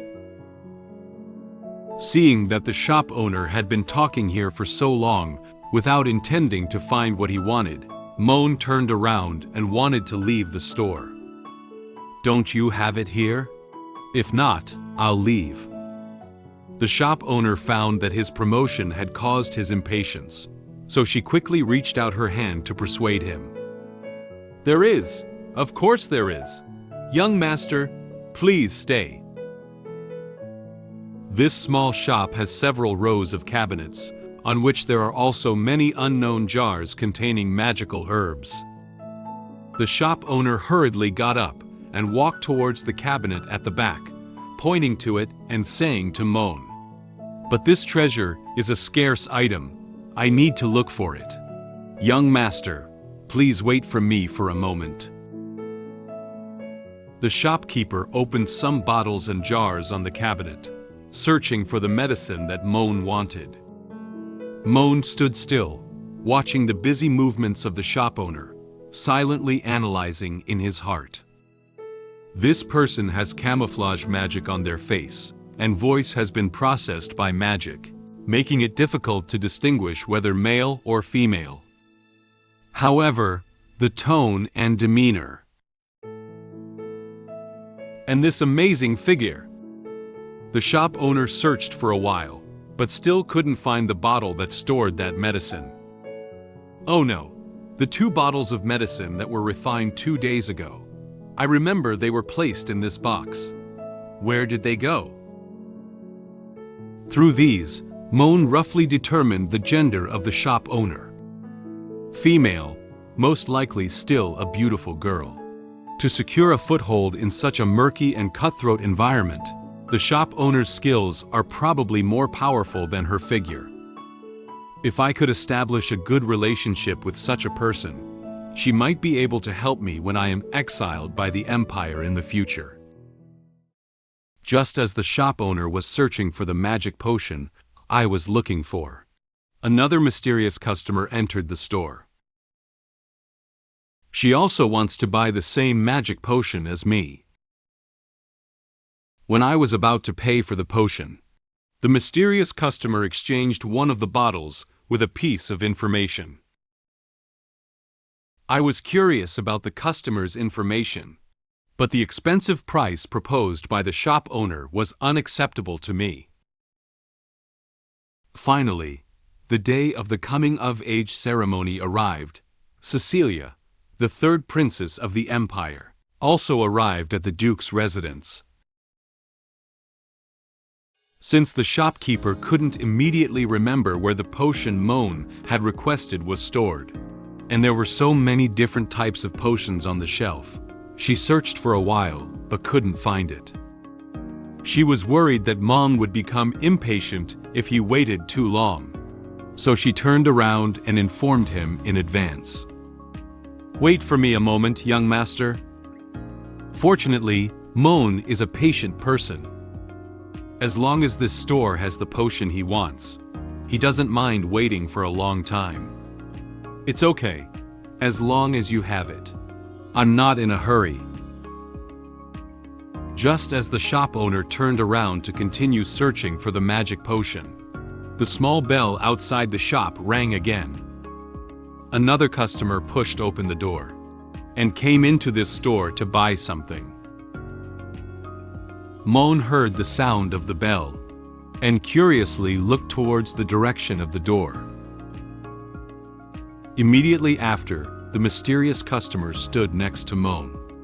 This customer's entire body is covered by a black robe, and she is wearing the hat that comes with the black robe on her head. Wearing a black mask on her face, leaving only a pair of red eyes. Wearing black stockings on both legs and boots on the feet. The shop owner, who was looking for something, also heard the sound of a bell, turned around and waved her hand, warmly welcoming the customer. "Oh, welcome." Before the shop owner could finish speaking, the customer directly told her the item she wanted to purchase. "I want to buy a medicine that has strong potency and won't leave any traces of magic. Do you have one here?" The shop owner didn't expect this customer to buy the same magic potion as the previous one. She awkwardly scratched her face and answered the customer's question. I have it here. Wait a moment." The shop owner felt strange about this. It seems that not many people usually come to her to buy this type of potion, but today, there happened to be two people who wanted to buy the same potion. She silently said in her heart, "This type of potion usually goes unnoticed. It's really strange today." Moen secretly observed this mysterious customer nearby. Based on the customer's figure, attire, and the body odor emanating from them, he speculated that the customer was a female. However, he is not quite sure why women also come to buy this type of medicine. This figure, as well as the faint fragrance emanating from it. Do women also have this need? The mysterious woman wearing a black robe quietly lowered her head, without saying a word, waiting for the shop owner to find what she was looking for. She didn't seem to notice Moen's gaze for the time being. Although Moen doesn't know the reason why she bought this medicine, she probably has similar thoughts to him. He silently speculated in his heart. Well, most people who buy this medicine are likely to harm someone. Unfortunately, I couldn't stop it. The guy who was drugged, good luck to you. The shop owner carefully searched every floor of the cabinet and finally found the type of potion they were looking for in the corner of one floor. She placed 2 bottles on the table and showed them. "I found it. That's it. The magic potion is a dark red liquid. It is contained in a heart-shaped bottle, and the outer body of the bottle is decorated with gold-colored metal roses." Seeing the color of the potion, Moen was a bit stunned. "Wait a moment. Isn't this color a bit too conspicuous?" The shop owner seemed to know that Moen had doubts about this bottle of medicine. So he picked up one of the bottles and introduced some details to him and another customer. Customers don't need to worry, although the color of this medicine is indeed a bit bright. As long as it is placed in drinks such as red wine, it will not be noticed at all. And compared to the small flaw that is a bit eye-catching, its advantages are much greater. As long as a person drinks a small drop, even an elephant will instantly lose consciousness and faint for 2 to 3 hours. Moen was very surprised by the effect of this bottle of potion. He has never seen a potion that can even stun animals. He said in great shock, "A drop of potion can knock out an elephant. Really?" The shop owner didn't find his reaction strange. She kindly explained to him, "Of course it's true. You get what you pay for. If you don't believe it, you can give it a try. I declare in advance that if you fall asleep here, you will be charged 5,000 Amir's sleep fee per hour." Moen smiled awkwardly. He doesn't want to bear such a strange expense. He waved his hand in refusal. That's not necessary." The mysterious customer picked up one of the bottles of magic potion. She didn't speak to them, just quietly turned the bottle in her hand, observed it thoroughly and carefully, and then placed it on the table. The shop owner spread out his hand and told Moen and the mysterious customer the price of this potion. Specially made sleeping potion, priced at 130,000 Amir, no price negotiation allowed. Would you two like to pay by crystal card or cash? Moen reached into his black cloak and prepared to take out his card to make the payment. He planned to pay by card. Swipe. Just as he was searching for his card, the mysterious customer standing in front of him spoke to the shop owner first. She calmly said to the shop owner, "I don't have enough Amir, and I don't plan to use Amir to pay the bill." She also reached into her black robe, as if searching for something. Judging from her actions, it seems like she has no intention of buying the potion without paying. Then she continued to talk to the shop owner. "I can sell you an information as an exchange for a potion." Although the shop owner's expression was invisible, she seemed very interested in the information that the customer was saying. However, is just one piece of information enough to be worth 130,000 Amir? She touched her face, thought for a moment, and replied to the customer with a playful tone. "Oh, I have to remind you, 130,000 is not a small amount." The customer took out a sealed envelope and handed it to the shop owner. She was very sure of the value of this piece of information. She confidently told the shop owner, "This information is definitely worth 130,000 Amir. Even for different people, its value is far more than 130,000 Amir."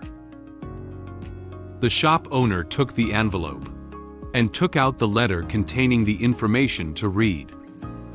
"Okay, let me see what kind of information it is." She quickly browsed through the information on the paper, seeming a little skeptical of the content. She brought the letter closer and read it carefully again. Based on the content on the letter, she seemed to infer what might happen next. She said to the customer with a slightly surprised tone, "Well, it's interesting. Are you sure this information is true?" The mysterious customer did not directly state the authenticity of the information. Whether it is true or not, based on your abilities as the shop owner, you can easily find out. The shopkeeper put down the letter and acknowledged the customer's understanding of her abilities with approval. "Oh, this guest really trusts me. However, As you said, this information is indeed worth 130,000. She pushed a bottle of magic potion over to her. Take it. This bottle of magic potion is yours now. Thank you. The mysterious customer left a thank you and didn't say much more. She took a bottle of magic potion directly and stuffed it into her black robe, leaving the shop without looking back. The shop owner waved her hand and watched her leave. Take care and see you next time. Standing beside, Moen watched the entire transaction between the shop owner and the customer. He didn't say a word throughout the entire process and had doubts about such a transaction. The shop owner turned his head and looked at Moen, who was still standing there, asking about his payment method. Young master, how about you? Moen still watched in the direction where the customer left. He handed the black crystal card to the shop owner and answered her absent-mindedly. I swipe my card. The shop owner picked up the crystal card with both hands and answered cheerfully. Okay. After the payment is completed, the owner will return the crystal card to Moen. At this moment, she took out another bottle of white potion from the cabinet and placed it next to the red potion. Young master, please keep the crystal card. This white bottle is a small gift for you. Moen expressed doubts about the use of this small magic potion. A small gift? What is this potion for? The shop owner extended one hand, raised one finger and shook it, while the other hand crossed his waist, and said to him in a playful tone, You know, it's for that one. I suggest using it together with the red bottle for better results. Although he didn't know what the actual effect would be if the two bottles were used together, Moen didn't think too much and accepted her kindness. He put both bottles of magic potion into his cloak and thanked her. At this moment, he remembered the customer who had just exchanged intelligence for the potion, and was very curious about what kind of information could have such high value. Thank you, shop owner. By the way, the information that the woman just said. Noticing that Moen was also interested in the information just now, the shop owner quickly sat down. Her body moved slightly forward, her hands supporting her face, and her eyes shining brightly as she looked at him. Moen was startled by her sudden movement, and instinctively took a step back. She excitedly said to him, Oh, is the young master also interested in this information? Since we're old acquaintances, I'll sell it to you at this price. The shop owner reached out and made a 9 gesture. Moen knows that the prices on the black market are generally not cheap, let alone just a small piece of information. He carefully inquired about the price of the information. 90,000? The shop owner gestured with one hand and covered his mask with the other, calmly stating the true price. 900,000. When Moen heard this price, he directly froze on the spot. Afterwards, he turned around without hesitation and walked directly towards the door.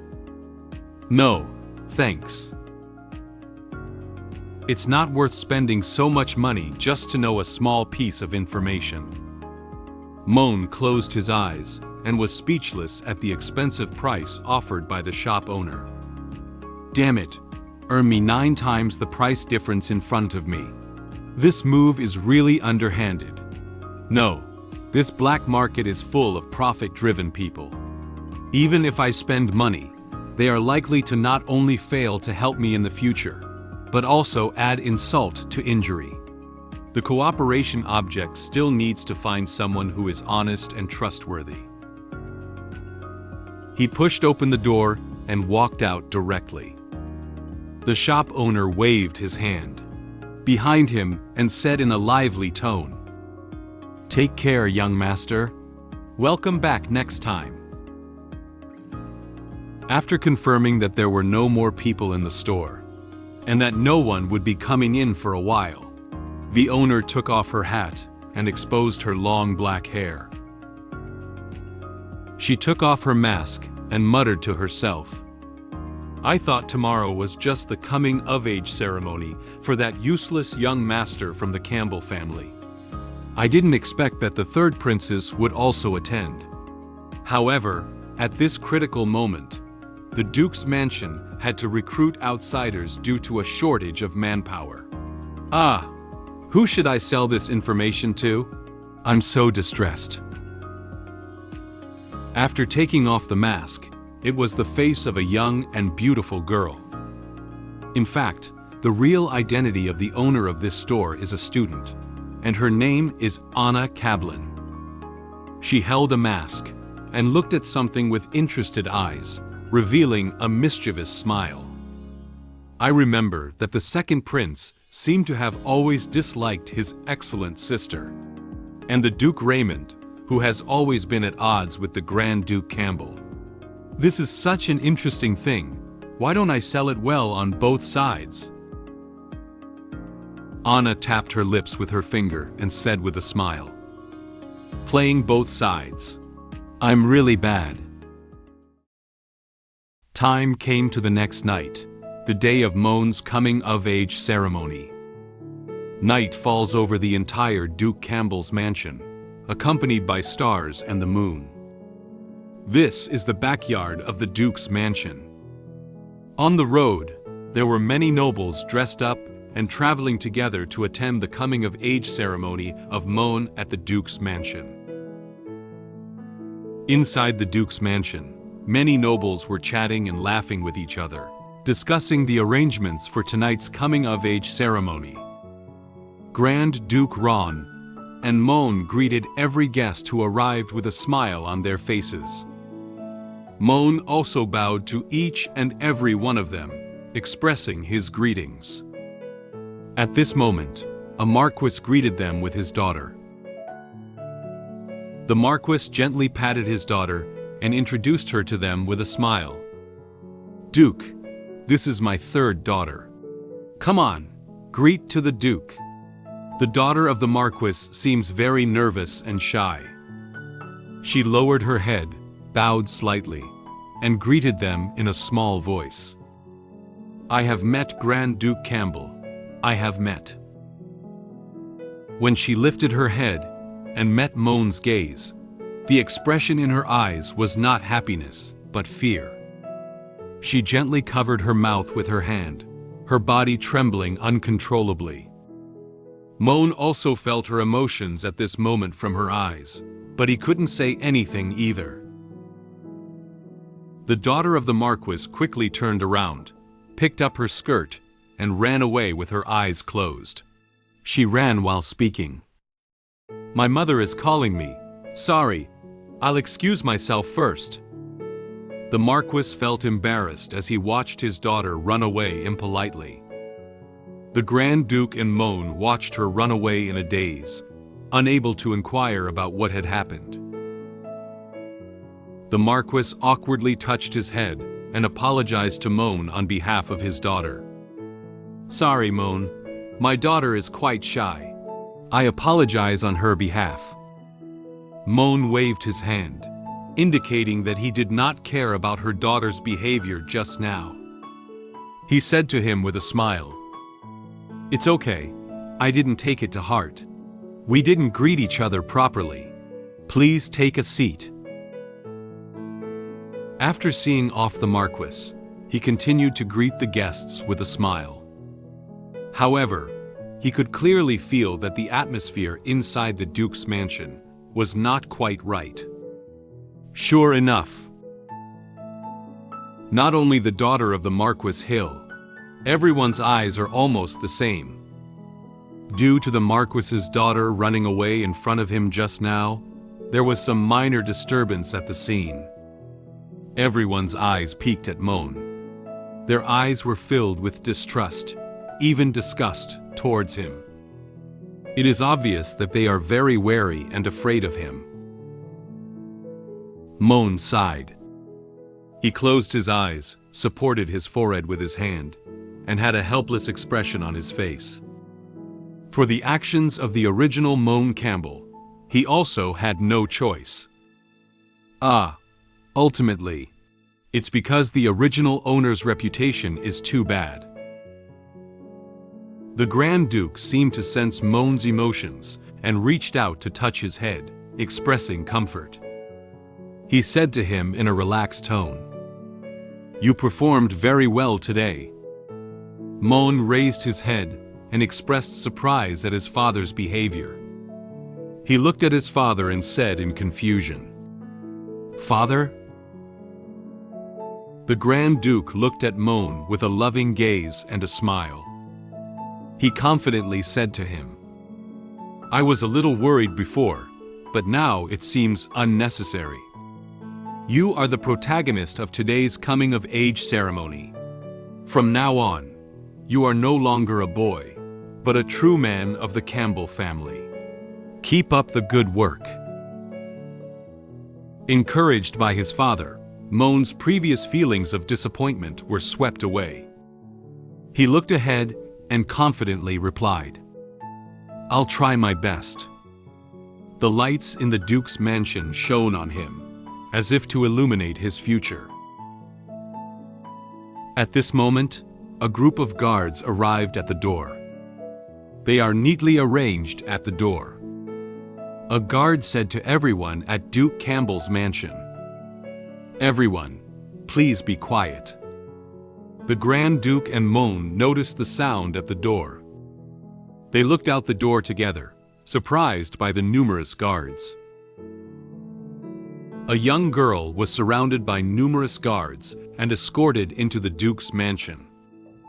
The guards continued to announce to everyone, "Let us respectfully welcome the third-in-line heir to the Leopard Empire. The pure white child blessed by the ice and snow goddess." The nobles who were chatting near the door just now all made way and bowed together to the girl in the middle. Cecilia, the third princess of the empire.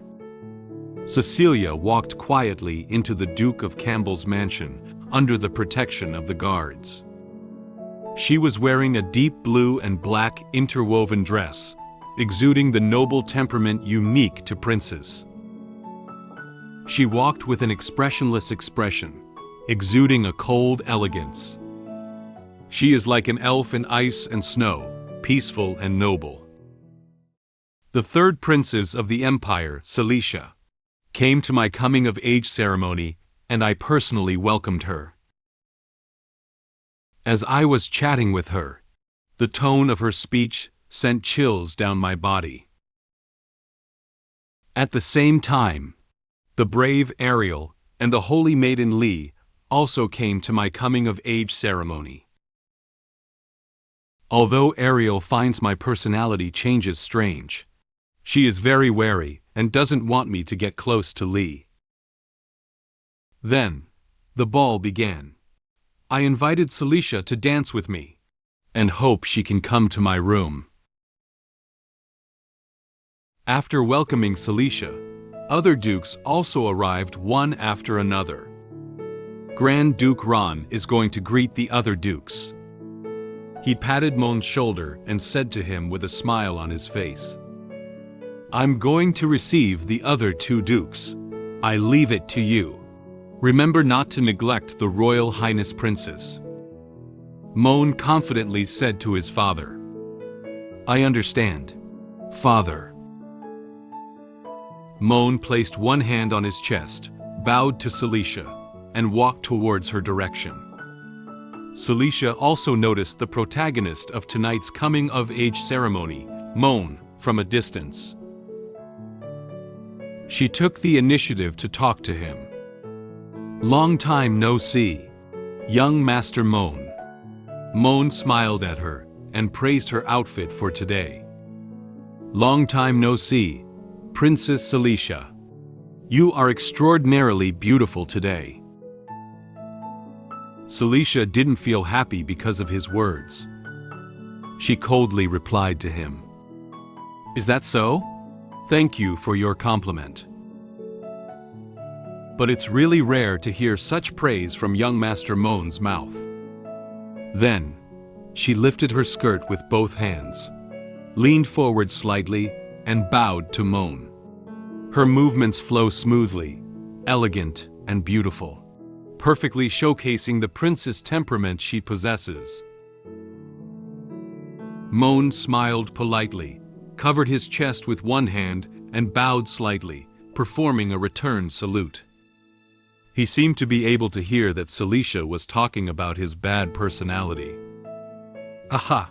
Your Highness, what you're saying makes me seem like the kind of rude person who can't even control their mouth.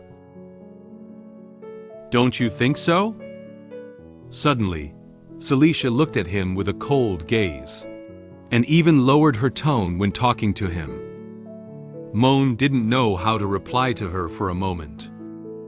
He felt a chill from her tone of voice, spreading throughout his entire body. To ease the embarrassment, Moen smiled and immediately changed the topic. He reached out his hand and gestured for her to rest in the nearby rest area first. Haha, Your Highness must be tired from coming from the royal city. Why don't you go take a break first? The banquet won't officially start until a little later. Cecilia didn't say anything more about the topic just now. She followed his instruction and turned around to walk towards the rest area. Well, that would be appreciated. As Celicia's figure gradually faded away, Moen's tense emotions finally eased. He exhaled a breath and scratched his head with his hand. He was really a bit overwhelmed by the icy aura that Cecilia emitted. He silently said in his heart, "She's finally gone. Beautiful is really beautiful. Scary is also really scary. Worthy of being the first female lead in the novel, this aura is really scary." Cecilia walked towards the rest area and met two nobles again. The two nobles politely bowed to her, and she gently lifted the hem of her skirt in return. However, she seemed to be still thinking about Moen's every move and way of speaking just now. She noticed that he seemed somewhat different from before today. Today's him, I feel a bit different from before. She turned her head and secretly looked at Moen, who was still standing there receiving guests. She pondered with a puzzled expression. Is it because he has become a little more polite? At this moment, there was a slight commotion in the crowd, followed by some voices of discussion coming from within. This caught Moen's attention. Although the voice was very low, he could hear clearly what the nobles were discussing. He perked up his ears and listened carefully. I can't believe that illegitimate daughter is here. Is she the person who recently dueled with her betrothed partner? I heard that the Duke Bugard has just handed over the position of heir to her. Oh my, this person is not only an illegitimate child, but also a woman. How did she qualify to inherit the earldom? Moen turned his head to look towards the direction of the door, and the person the nobles were discussing had already walked in. I really don't know what Duke Bugard is thinking. The Duke is also present, don't let him hear. There is a tall girl and a short girl walking side by side. The nobles standing on both sides of the door secretly looked at them with unfriendly eyes. Although the nobles were still discussing them quietly with others, they seemed indifferent. Moen looked at them seriously. For these two people, he is the most familiar, especially the tall girl standing on the left. She has finally arrived. The true protagonist of the original story, the ultimate girl overlord of this world. Ariel Bugard. The tall girl on the left is the brave Ariel Bugard. The person standing on her right is the holy maiden Lee Angel. Because they didn't come in formal attire, they stood out among all the nobles. However, Ariel didn't care about these things. She crossed her hands on her chest and walked ahead with a cold expression. Lee seemed a bit scared of crowded places and kept pinching Ariel's clothes, hiding behind her. Ariel raised her hand and greeted Moen naturally. "Hey, young Master Moen. We meet again. How have you been lately?" Moen looked at her with a smile on his face. He raised his hand, about to greet Ariel with a polite gesture. Suddenly, someone stepped out from beside him. An obese nobleman wearing glasses suddenly stood in front of Moen. He pointed his hand very excitedly at Ariel and raised his voice, saying very rudely, "You lowly illegitimate daughter, how can you talk to our young master Moen?" Moen was stunned by his behavior and froze in place. He instantly felt something was wrong.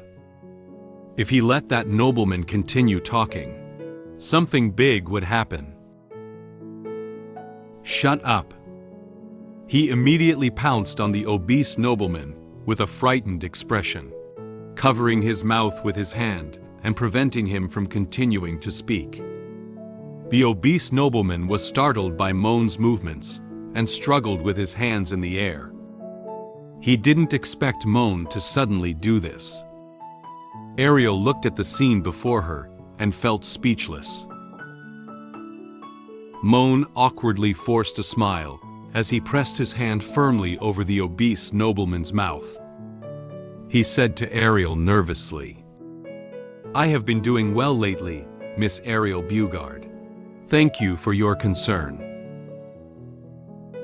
Ariel was somewhat stunned by Moen's sudden change in personality and polite response.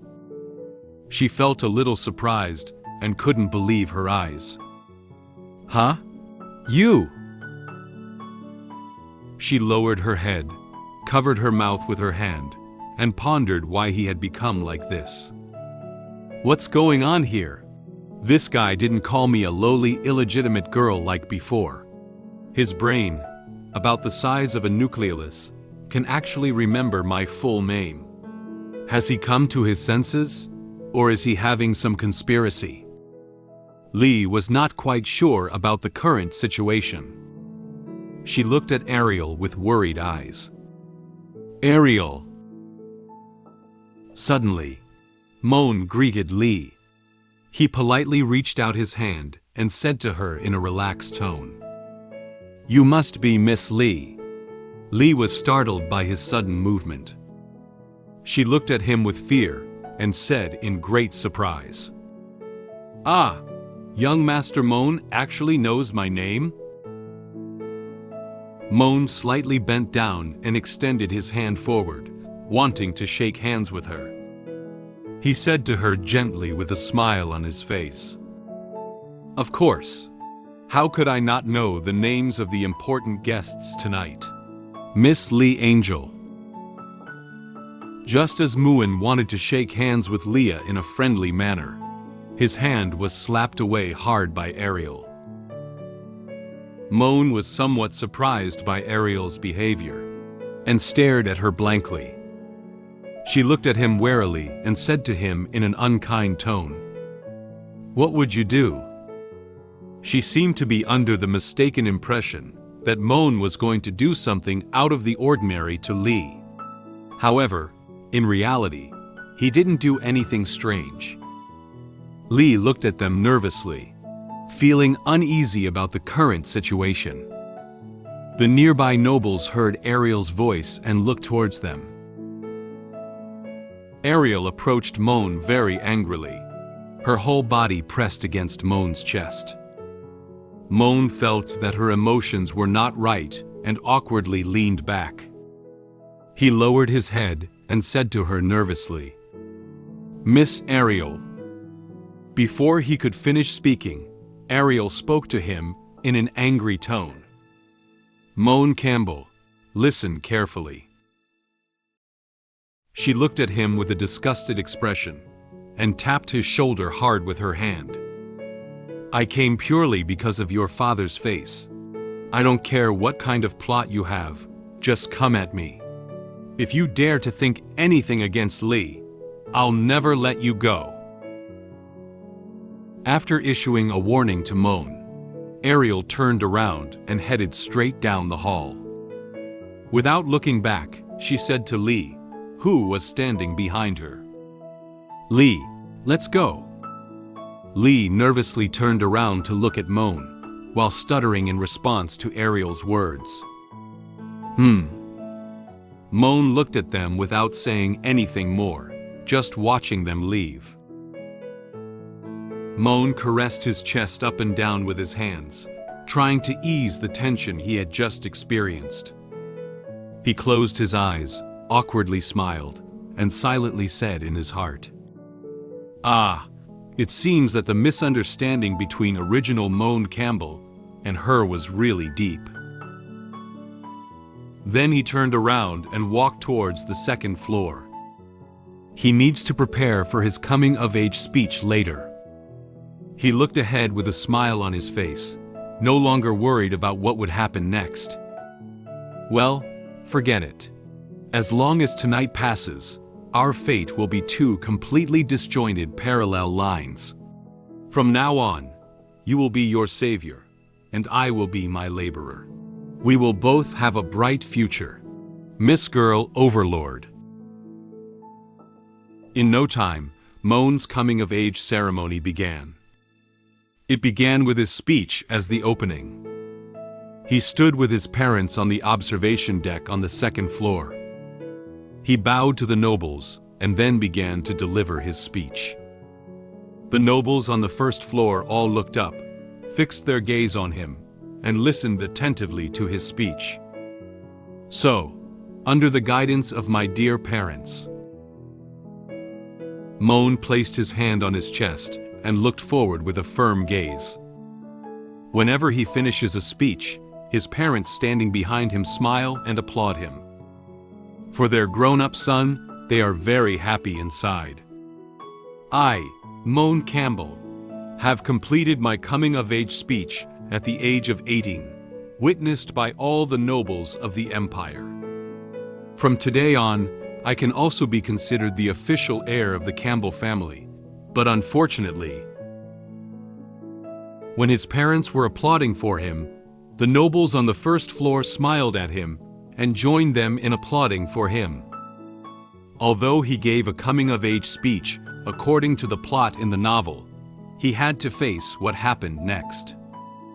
After tonight, the direction of his story in the novel will also change. The identity of this heir may only be limited to tonight. The speech lasted for a relatively long period of time. Finally, with warm applause from everyone, Moen concluded his speech. He exhaled and loosened his tie with his hand, allowing himself to catch his breath. He said with a sense of relief, "Finally, it's over." At this point, the coming-of-age ball has already begun. The nobles found their dance partners one after another and danced in the center of the hall. Moen looked at the crowd, pondering what he was preparing to do. Next, I should prepare for the main task. Moen glanced at the dance party and then at the nobles chatting beside him. He looked around, trying to find Celicia's figure. Princess Cecilia. Suddenly, he noticed a figure in front of the French window. Found her. That's Cecilia. She didn't attend the dance and stood alone in front of the French window. She held up red wine and quietly watched the night view outside the window. Moen went to the French window and bowed to Cecilia. He felt a little sorry for leaving her here alone. I unexpectedly let the noble Royal Highness Princess be left alone.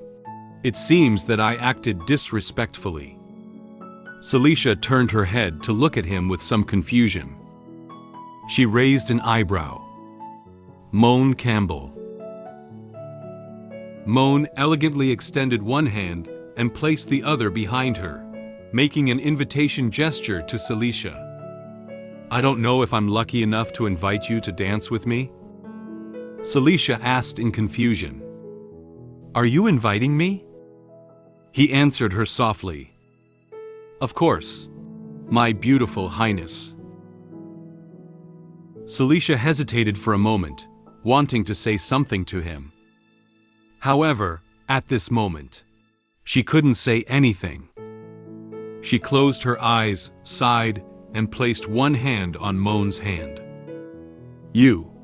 Well, tonight is your coming-of-age ceremony. I naturally have no reason to refuse. Moen smiled and thanked her for accepting his invitation. Thank you, Your Highness. At this moment, the nobles who were drinking and chatting were all looking in one direction. They all looked at the center of the dance floor with surprised eyes. Some nobles occasionally whispered to the people next to them about the scene in front of them. Ah, that is. What? Lee saw the person in the center of the dance floor and quickly tugged at Ariel's hem, reminding her to look over there.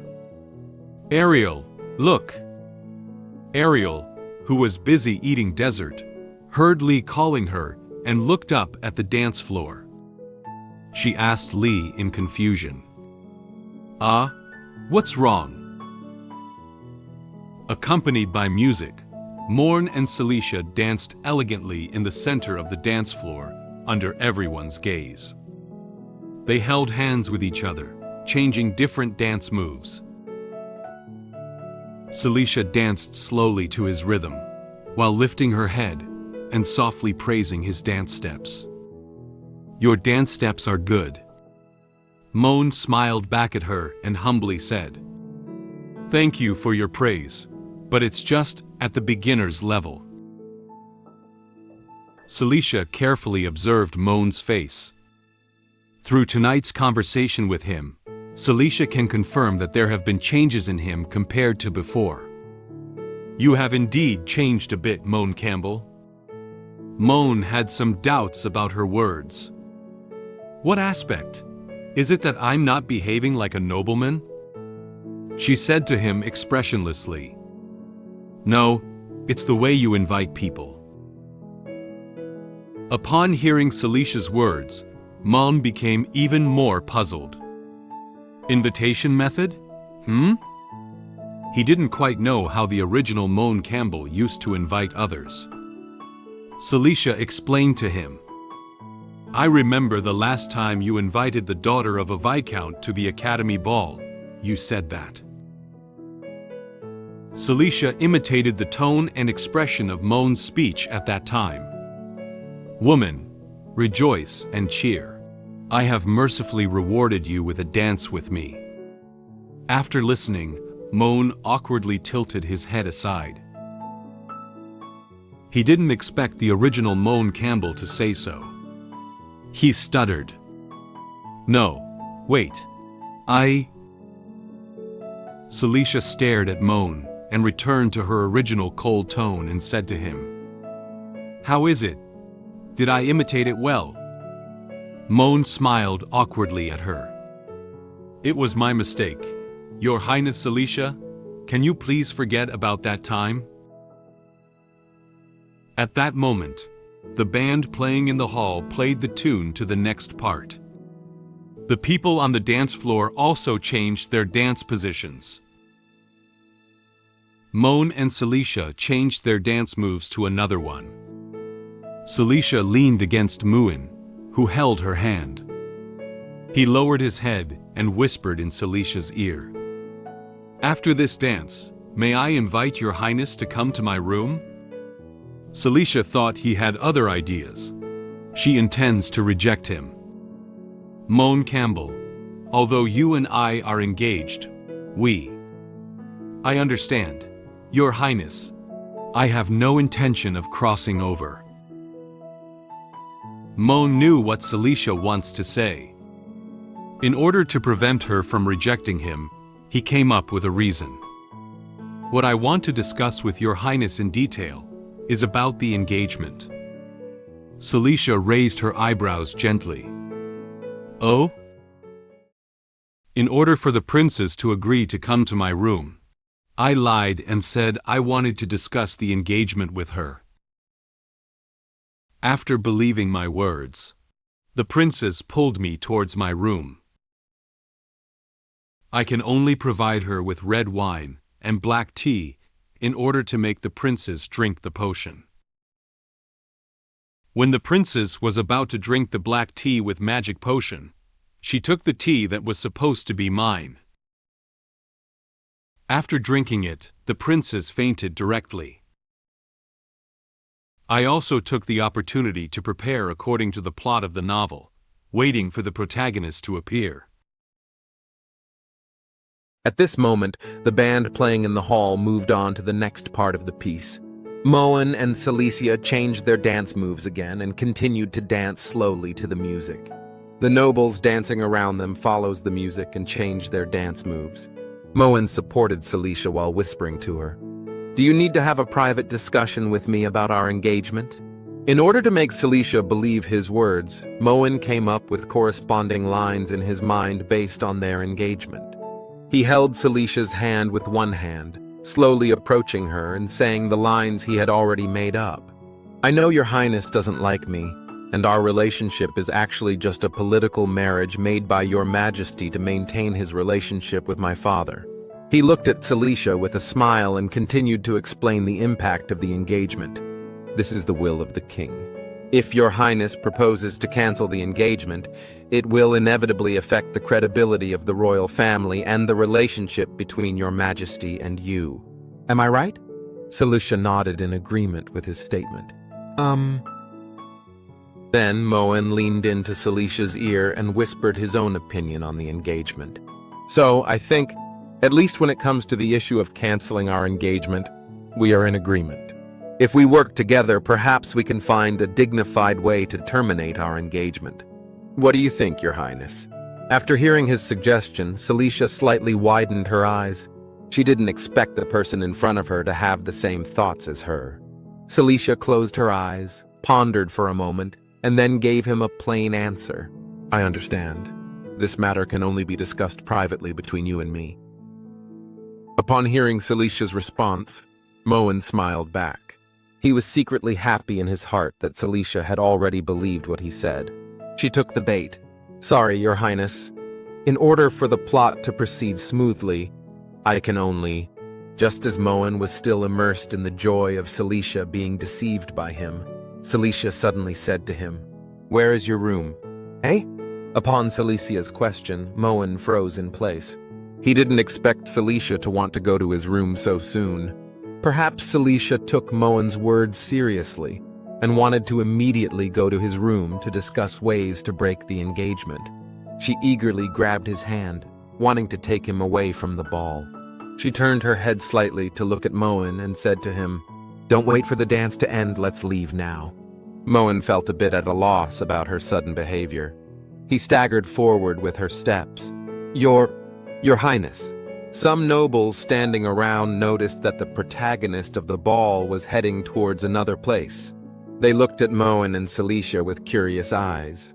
Cecilia walked ahead with Moen's arm. Due to her fast walking speed, Moen couldn't keep up with her pace, but it was also inconvenient to tell her. He could only let her take him away. At this moment, not far from the Duke's Hall, it seemed that someone was staring at their actions. In a corner where no one was paying attention, two mysterious maids were staring closely at Moen and Cecilia. One of the short-haired maids noticed the direction they were leaving.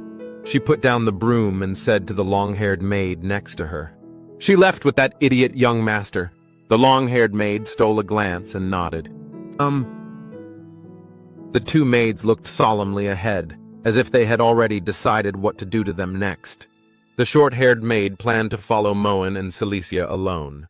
"Keep an eye out for me, I'll take care of it." The long-haired maid responded softly to her, not forgetting to remind her.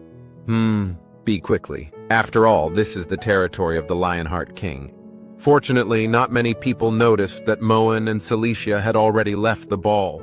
Cecilia arrived smoothly at Moen's room. Moen took out a bottle of red wine and a wine glass from the room, and was about to bring it over to ask Cecilia if she was drinking, when Cecilia rejected him outright. "Sorry, I don't drink alcohol." Moen felt a bit embarrassed at this moment. "It's just red wine, drinking a little should." Red wine is also not allowed. Cecilia closed her eyes and elegantly lifted a strand of hair behind her ear. She explained to Moen, "My constitution cannot tolerate alcohol, not even a drop." Moen smiled awkwardly. He didn't expect Cecilia to not drink.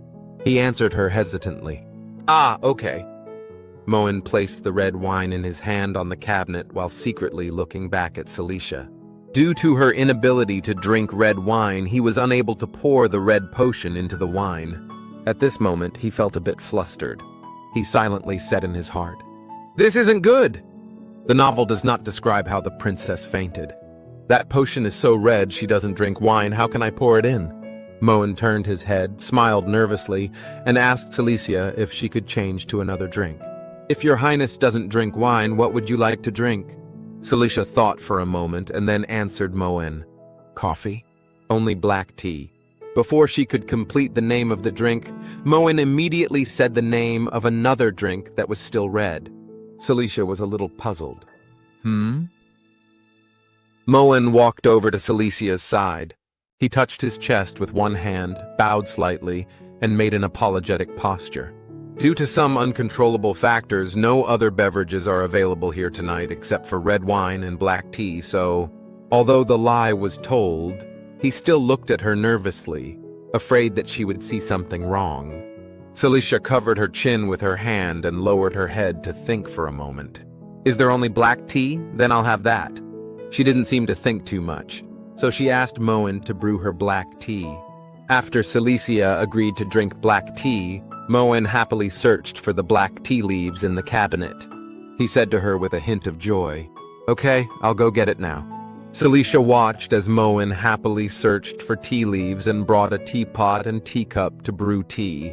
Feeling a bit speechless, she watched his back expressionlessly and silently said in her heart, "Is brewing tea such a joyful thing for this guy?"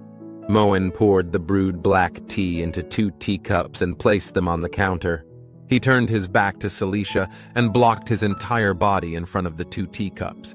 He peeked back and, realizing she wasn't looking this way, snuck the 2 potions out.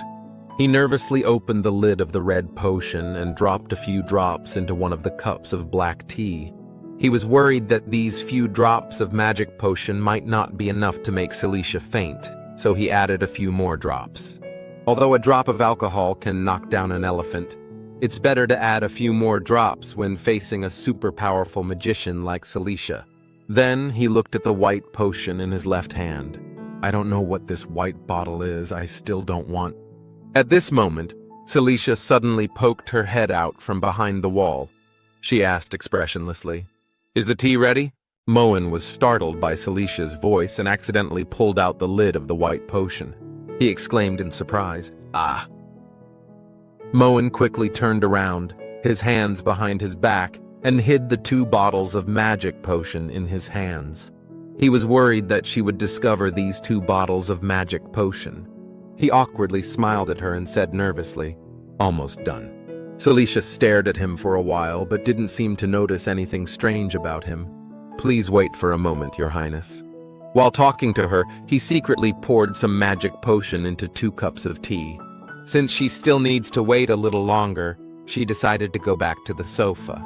She nodded to Moen, turned around and walked towards the sofa, continuing to sit and wait for his black tea. Moen was scared and broke into a cold sweat. He stared closely at Celicia's movements. When she returned to the sofa, he quickly turned around to face the cabinet. He closed his eyes, wiped the cold sweat off his forehead with his hand, and exhaled a breath. He was almost caught by Cecilia doing something inappropriate just now.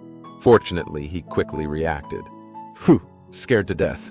Fortunately, this potion doesn't have any magical fluctuations, otherwise I would have been caught by her. At this moment, Moen lowered his head as if he had noticed something on the floor. There is a red water stain on the floor, which seems to be the same color as the potion just now. He was very surprised, thinking that he had accidentally spilled the potion on the ground just now. He held his head in both hands sadly and screamed in his heart, "No!" At the thought of such an expensive magic potion being wasted by himself, Moen's entire body froze directly in place. He crumbled and reached out his hand towards the puddle of water stains, saddened by the fact that he had lost the opportunity to make money. Originally, this was an important material that I was going to make my first bucket of money by watering it down and dividing it into 10,000 portions to sell to others as sleeping pills after I was exiled. It's all gone. He could imagine the gold coins that were about to arrive flying away from him just like that. "Young Master Moen?" Cecilia called out his name and urged him again whether the black tea had been brewed. Moen quickly put 2 cups of black tea into the tray, holding it while responding to her call. "I'll be right there. Sorry for keeping you waiting." Moen walked towards the sofa with 2 cups of black tea. At this moment, they didn't notice that a black figure was secretly watching them outside the window, and then disappeared into the night. When Cecilia received the black tea, she lowered her head and her expression suddenly became somewhat serious. She seemed puzzled by the appearance of the black tea in her hand. The heat of the black tea drifted onto her face, making her feel even more strange about this cup of black tea. She hesitated for a moment and then said to Moen, "Young Master Moen, your black tea? It's so red and it seems to glow?" She held a teacup in one hand and carefully observed the black tea. Unlike regular black tea in white porcelain teacups presents a bright red color similar to blood, and there is also something like glitter floating in the tea water. She has never seen this type of black tea before. After hearing Celicia's evaluation, Moen's mood suddenly became tense again, to the point where cold sweat broke out on his forehead again. He looked nervously at the ceiling and hesitantly explained the reason to her. This is a newly procured precious tea species from the Eastern Kingdom at my home, called Big Red Robe, right, that's the name." Cecilia didn't seem to care too much about Moen's statement. With a cold expression, she gestured for him to drink his tea first. "Is that so? Well, young Master Moen, you drink first." Moen thought Cecilia might have noticed that he had added something else to the black tea. This made him even more nervous. "Does your highness suspect that I have added something to my drink? Would I be the one to do such a thing?" Actually, Cecilia did not doubt him. She calmly said to him, "Young Master Moen is too sensitive. As the host, you should have tea first. This is the basic etiquette of nobility." Moen dare not continue thinking. Since Cecilia doesn't believe him, he can only take a gamble. "Okay, since your highness doesn't believe me, then I can only—" He picked up the teacup and was about to touch it with his mouth when Cecilia suddenly said to him, "Wait a moment." He stopped and looked at Cecilia. He didn't know why she suddenly stopped him.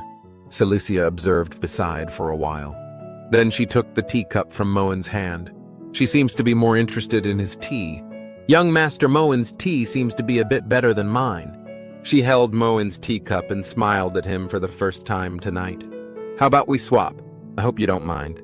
Moen looked at her nervously but couldn't say anything. Before Moen could answer, Cecilia brought the teacup to her lips and took a small sip. Suddenly, she felt her body becoming a bit strange. She widened her eyes. Moen noticed that she suddenly froze in place, motionless. He reached out and tried to call her name, wanting to ask if she was okay. "Your Highness." Then Celicia's body became unsteady. Her eyes became hazy and her face suddenly turned red. She looked at Moen in a daze but couldn't say the complete words. She felt her body lose strength and immediately collapsed towards the sofa. Her black tea didn't hold steady either. It slipped directly from her hand and fell onto the floor, spilling all over. She was lying on the sofa, her eyes closed, obviously unconscious. Moen was so scared that he quickly stood up. He remained silent and looked at her quietly for a while before realizing that she had stopped moving. It seems that the potion has already started to take effect. He was surprised by the effectiveness of this potion. Fortunately, I was smart enough to put the potion in both cups. Otherwise, I would have almost gotten into trouble. It's worthy of being a secret potion that can charm an elephant with a single drop. The merchant who sells magic potions didn't deceive me about its quality. However, it seems that the original text did not mention that the princess cannot drink alcohol. Could it be that Moen Campbell in the book also poured the potion into the tea? Am I just getting it right? Moen pinched his chin with his hand and began to recall the original plot of the novel. No, now is not the time to talk about this. In the original plot, not long after she fainted, Girl Overlord would come over. I need to prepare quickly. He messed up Celicia's clothes according to the plot of the novel. He gently pulled down her stockings a little. Pull down the stockings a little. Maybe I should also loosen her skirt a bit. He untied her skirt a little, but was also worried about her physical condition. This doesn't seem very good. If I untie the bottom, she will reveal her belly. This will catch a cold. Maybe I should just mess up my hair a little bit. After everything was ready, Moen found that his clothes had not been taken off yet. Oh, there are also my own clothes.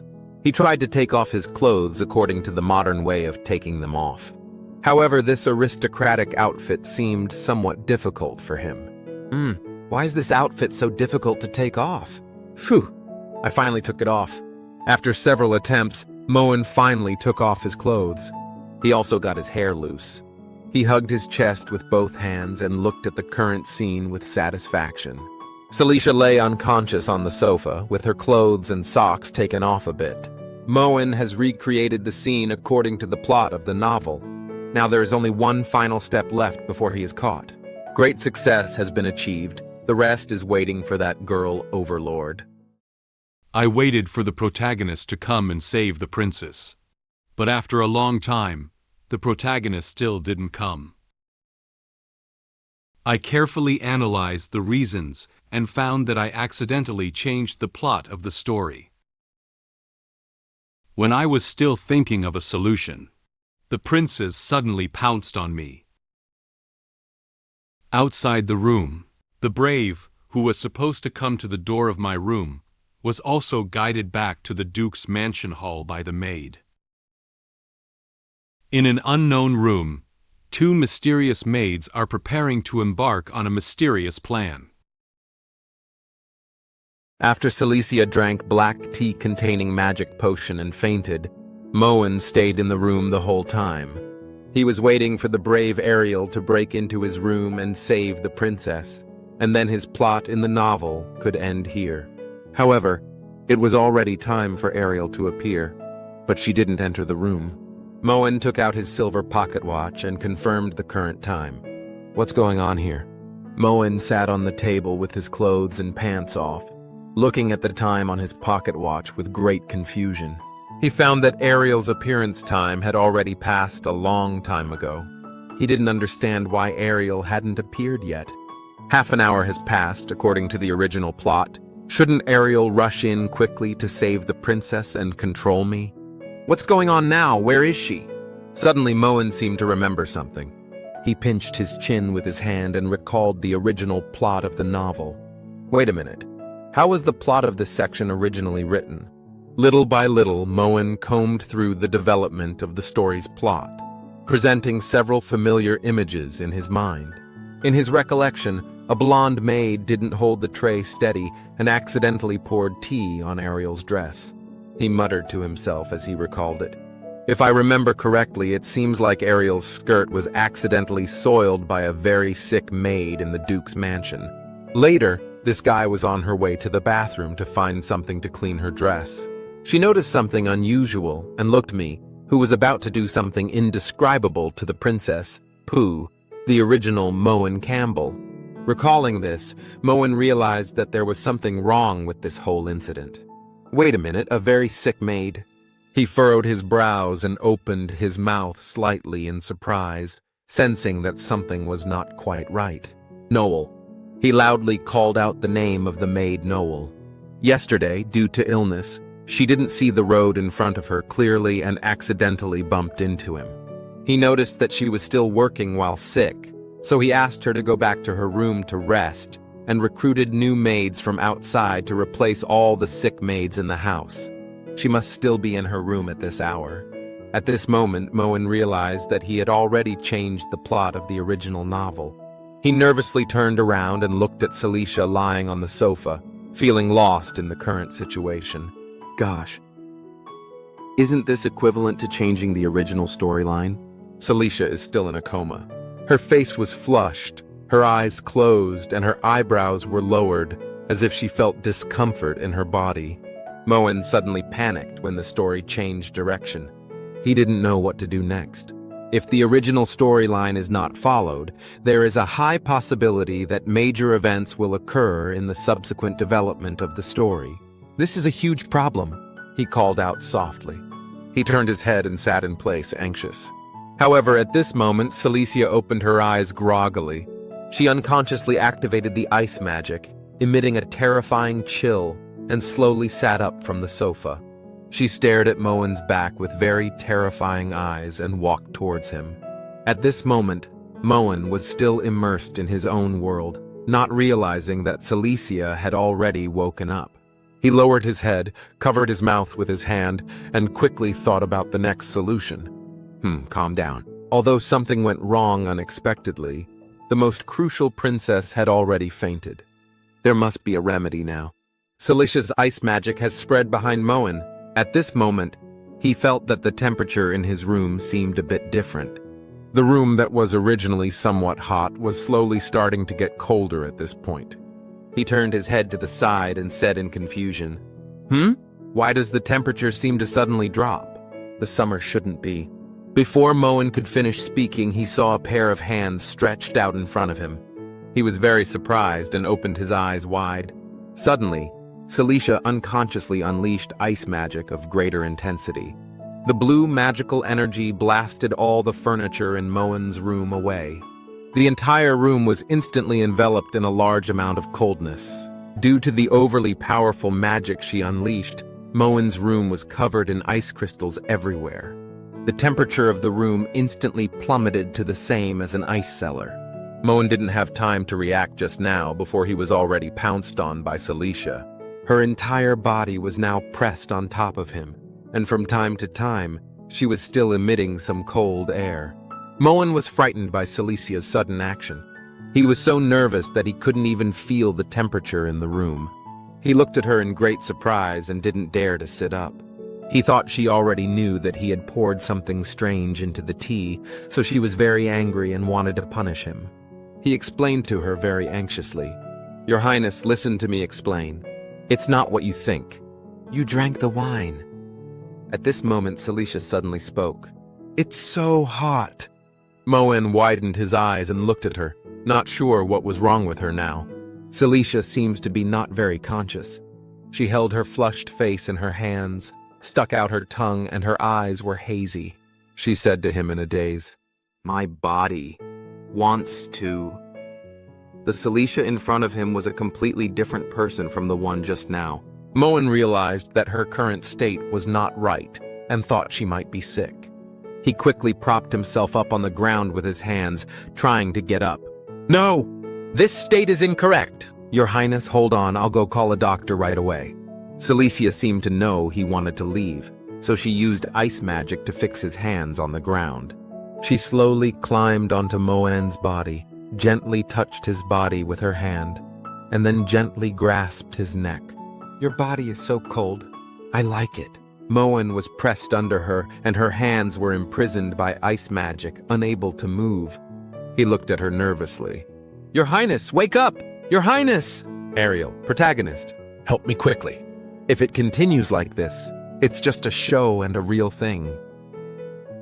Suddenly, Cecilia bent down, pressing one hand on his shoulder and the other on his neck, and forcefully kissed Moen. Moen was extremely shocked, and a slight blush also appeared on his face. He never expected such a thing to happen.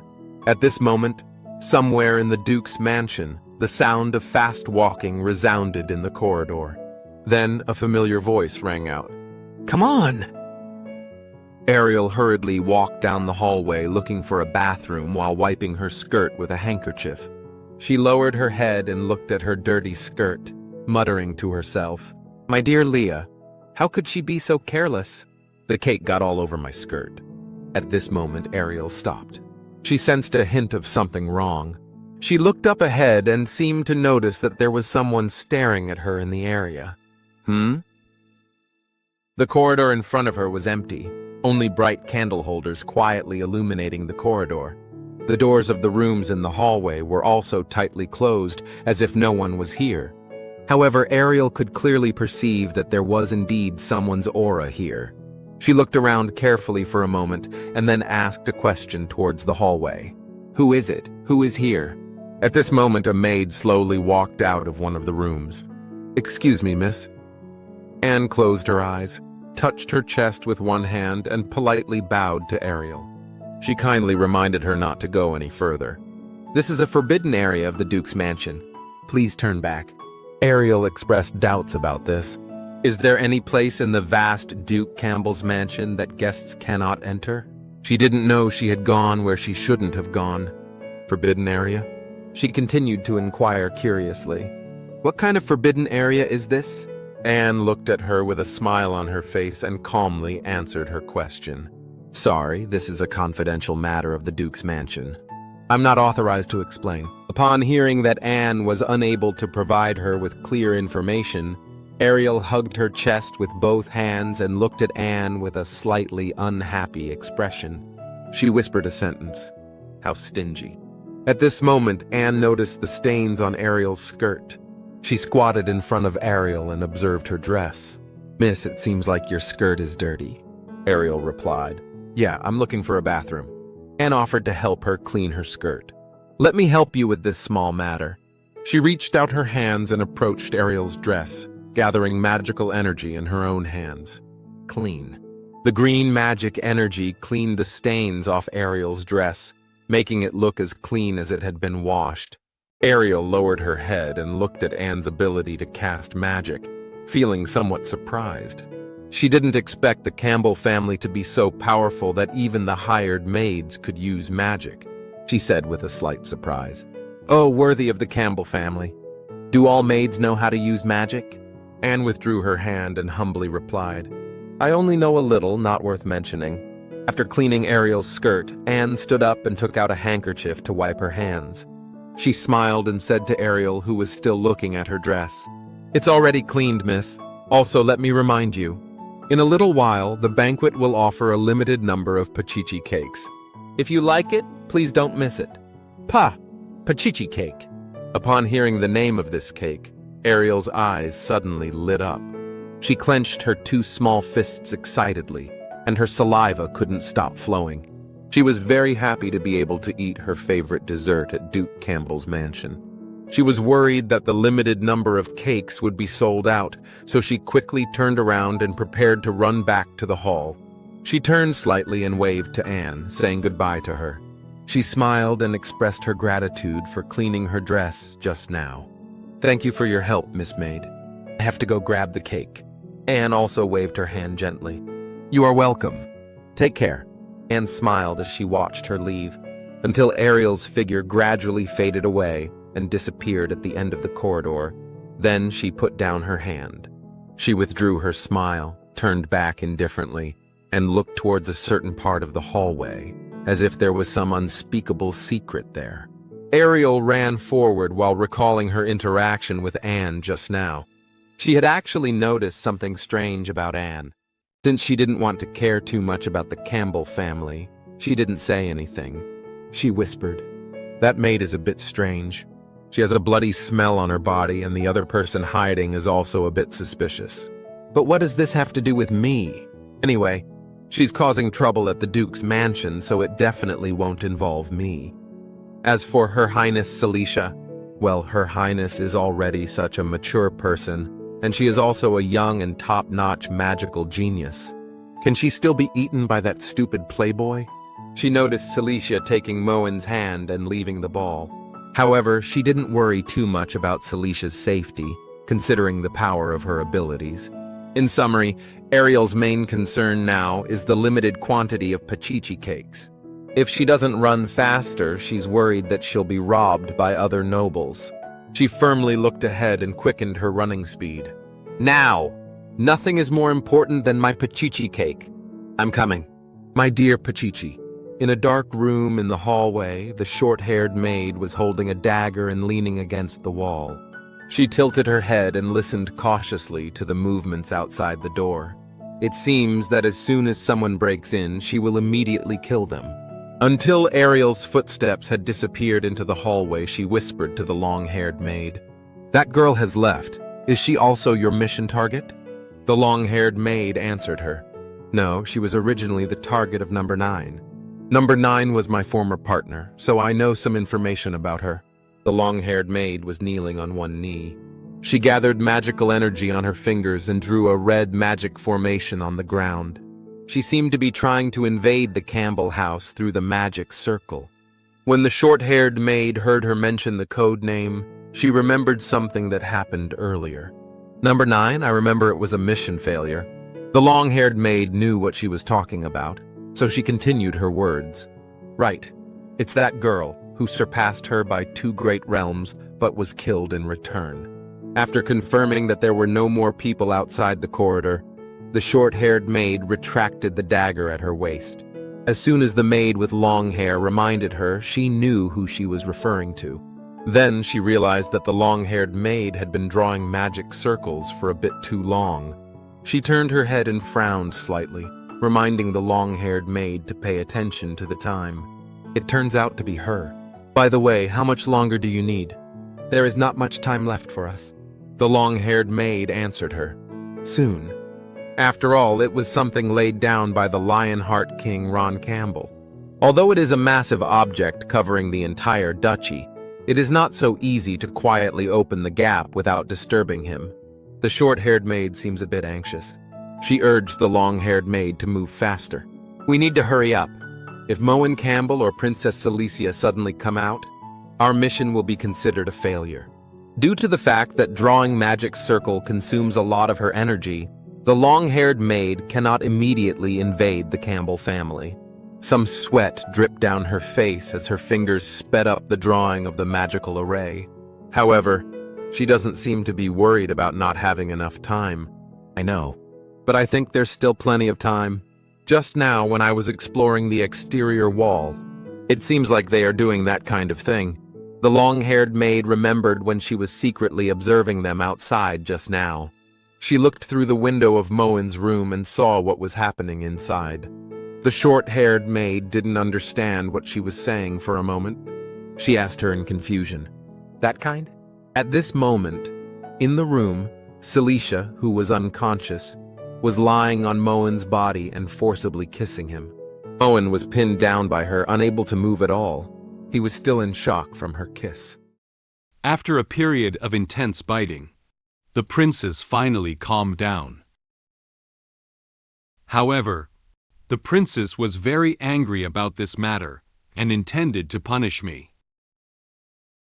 I had intended to calm her emotions first, but the princess refused to listen to my explanation. Just then, a maid with short hair came to the door and claimed to be delivering dessert. Just as I was suspecting the identity of the maid, she rushed straight towards the princess. The princess is currently in crisis. Moen lay on the ground, with a weak face and a lot of sweat flowing from his body. Celicia's white stockings were casually thrown on his head by her. He gasped for breath while silently saying in his heart, "Finally, it's over." Just now, Cecilia, who had drunk black tea containing magic potion, crazily vented her emotions to Moen. She not only nibbled on Moen's chest and arms, but also left one red scratch after another on his body. After a while, Cecilia finally calmed down. He recalled Cecilia venting on him just now. He kept dodging the attack from Cecilia just now. finally restraining himself from doing something that would lead him to that extent. I tried my best to dodge her and finally saved my pure body. Otherwise, if I take the last step and really do something like that to the princess, the outcome that awaits me is probably not exile, but really ruin. But now it seems that the situation is also similar. Moen closed his eyes, feeling helpless about the current situation between him and Cecilia. At this moment, as he was still immersed in his own world, he did not notice that a sword had appeared on his face and pointed at him. Cecilia held a sword condensed from ice magic, pointing with a serious expression and angry emotions towards Moen, who was still lying on the ground. She said coldly, "Say your last words, Moon Campbell. This is your last chance before you die." Just now her clothes had become a bit tattered due to her emotional outburst against Moen. However, it didn't matter. She was very angry at Moen for pouring an unknown drug into her tea. Seeing Cecilia, who was clearly not in the right mood, Moen got a little nervous. He braced his hands on the ground and slowly stepped back while smiling awkwardly at her, intending to muddle through. "So if I don't say it, I won't." Upon hearing that Moen had no intention of saying her last words, Cecilia decided to kill him directly. She cast her own ice magic, emitting a stronger frost aura. "Since you have no last words," Moen noticed that what he had just said not only did not stabilize Celicia's emotions, but also made her even angrier. He took a few steps back in fear and raised a hand, trying to stop her from using magic. Wait a minute! I do. Let me think about it." For the current situation, Moen feels at a loss. Due to Celicia's extreme anger now, Moen was worried that she would rush towards him with her sword in the next second. This is too bad. If I hadn't managed to calm her down, I wouldn't have had to wait for the guillotine. I'd have been done for right then and there. I don't know if there will be a second chance of rebirth. He had to calm her emotions first. He was rapidly thinking of a solution in his mind. Given the circumstances, I can only use my modern wisdom to take a gamble. Moen lifted his head and spoke the modern language he had thought of to Cecilia. Once there was a sincere love in front of me that I didn't cherish properly. I didn't regret it until I lost it. Cecilia lowered her head, still holding her sword towards him. She frowned slightly and heard Moen saying something she had never heard before. "If God could give me another chance?" Moen looked at Cecilia with sincere eyes and deep affection. He placed one hand on his chest, as if it would make him appear more sincere. He hoped that Cecilia could stabilize her emotions due to his modern language. Unfortunately, Cecilia was not moved by his words. She wrapped the entire sword in ice magic. She raised her sword and swung it forcefully towards Moen's head. In an instant, several strands of his hair were cut off by the sword. He raised his hands and looked at the top of his head in great fear. He was so scared that he let out a scream. "Yikes!" Cecilia narrowed her eyes slightly and looked at him, her expression becoming more serious. She had no faith in what he said about love. She thought he could realize his mistake, but ended up wasting her time with such a long piece of nonsense. She felt even angrier about his lack of remorse. She held up her sword and augmented the ice magic on her body quite a bit more. "I see, is this your disgusting reason?" Moen's eyes flicked to the side. He scratched his head and smiled at her, trying to diffuse the awkwardness of the situation. Disgusting? In a sense, this can also be considered a very sincere emotion, and in fact, we haven't taken that step forward. So today, do you call this dirty, nasty tactic sincere? What are you joking about, Moen Campbell? Cecilia shouted at him loudly. Hearing Moen say such words so unashamedly, she felt extremely angry. For someone like him who drugged her and turned her into that unpleasant appearance just now, how could there be any genuine emotions? She didn't approve of this kind of dirty person who would do anything to make him like her. If you really like me, you should stand in front of me openly and honestly, and use your character, your strength, and your sincerity to impress me like a real man. If I still don't like you after you do that, maybe in the end, I will also follow the engagement and become your wife. Moen froze in place, slightly widening his own eyes to look at Cecilia. He had never seen her lose her composure and get angry with him before. But you chose to poison this most despicable and shameless means. Although Cecilia was still pretending to be strong, her heart was hurt by Moen. Her emotions could no longer be controlled. She lowered her head slightly, tears streaming down her face. She gently wrapped her hand around herself, trying to calm her emotions at the moment. She couldn't forgive Moen for doing something that made her angry and sad. Seeing Cecilia so heartbroken, Moen also felt a pang of guilt, realizing that he might have gone too far. At this point, he had no other choice but to apologize and come clean with her. "I'm sorry, Cecilia. I need to be honest with you. I had no other choice but to act this way. I just wanted a result, and had no intention of doing those offensive." However, Cecilia could no longer listen to any of Moen's words now. As soon as Moen intended to stand up, she immediately swung the sword in her hand towards him. She said angrily while shedding tears, "Shut up, kneel down." Just as Celicia's sword was about to touch Leon's body, there was a knock on the door outside the room. Cecilia noticed the knocking on the door and cautiously looked towards it. Moen, who was kneeling on the ground, also looked towards the direction of the door. Cecilia put down her sword, grabbed Moen's neck with her other hand, and lifted him up forcefully. She coldly issued a warning to him. "Tell the people outside to leave." Moen was choked by him, and his whole body was trembling with discomfort. He raised his hand, wanting her to loosen it a bit, but he didn't dare to struggle casually. He answered her intermittently. "No, this room is soundproof. No sound can come in except for knocking on the door, and the sound inside cannot get out." Cecilia felt somewhat dissatisfied. She didn't want anyone outside to come in and know what had happened in this room, but now she couldn't stop it either. She lifted her head and showed a disdainful expression towards him. Cecilia released the hand that was holding onto Moen's neck and threw him to the ground. She gave him orders coldly. "I'll spare your life for now. Put on your clothes and open the door." Moen suddenly lost his balance and fell to the ground. He covered his uncomfortable neck while lifting his head to respond to Celicia's words. "Yes, yes." Moen quickly found and put on the clothes he had thrown somewhere in the room. He accidentally changed the plot of the story, so much so that he couldn't predict what would happen next. He helplessly closed his eyes and tidied up his collar with both hands. He silently analyzed the outcome in his heart that he could know. This is really bad. Now I only have 3 possible outcomes left. I'll either be killed by Cecilia herself, publicly hanged by the angry king, or, like in the dream, cut to pieces in the dungeon by an unknown person. No matter which one, it's a dead end.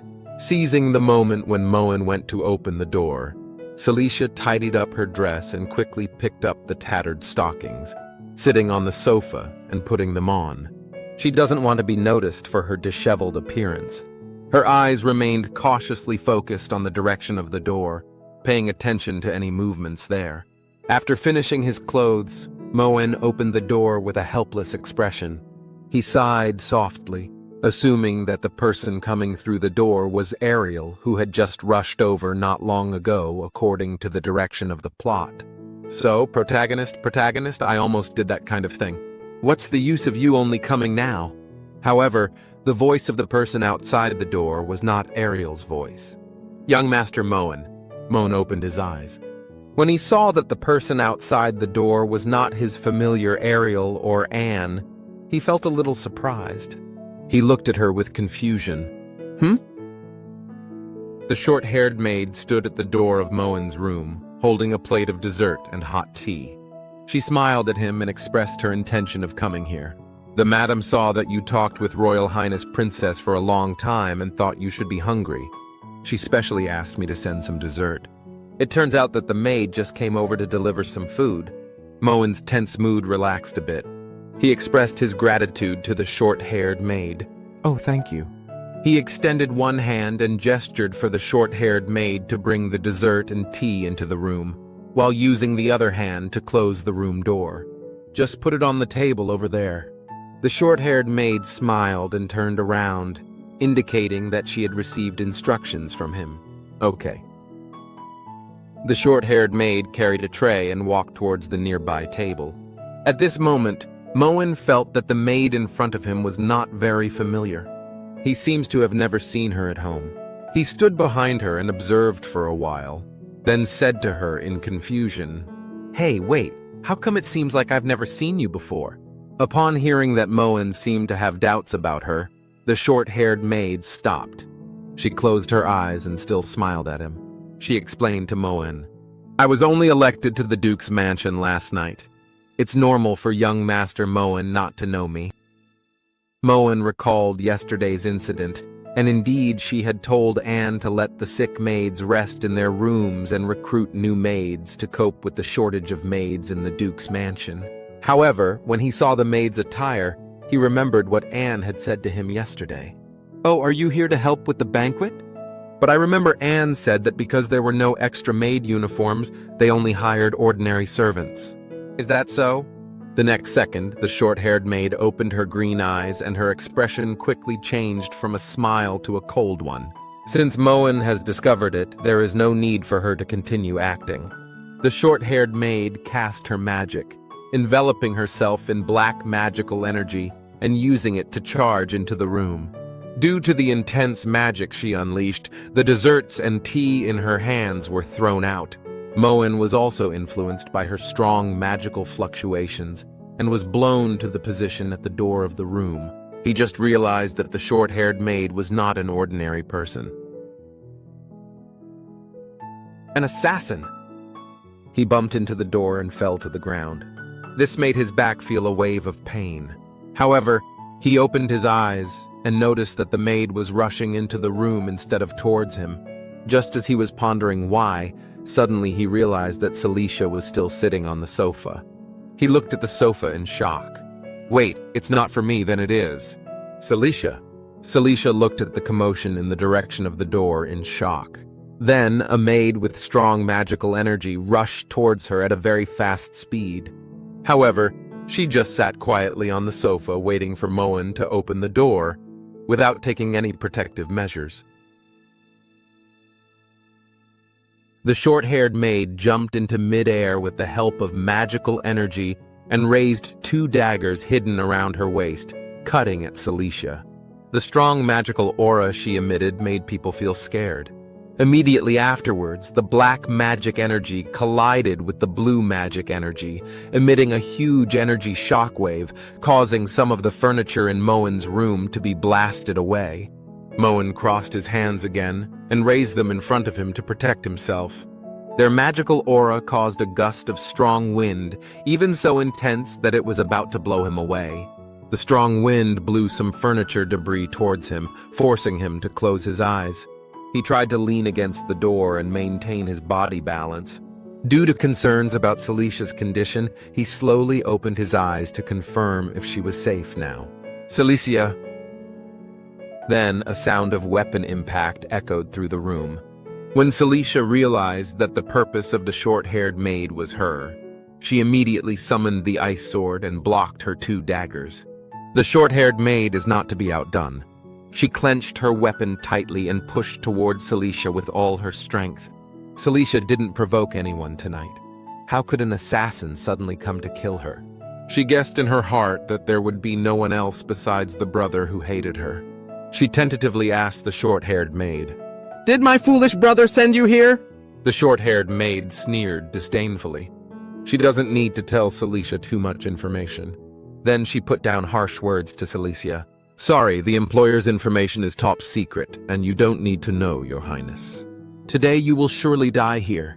Suddenly, for some unknown reason, several golden magic circles appeared on the walls of Moen's room. These magic circles condense magical energy into golden orbs of light. Then the short-haired maid loudly announced to Cecilia, "The 3rd princess of the Empire was assassinated at the Duke of Campbell's mansion. This is your finale." Subsequently, these light balls transformed into one lightsaber after another and shot towards Cecilia.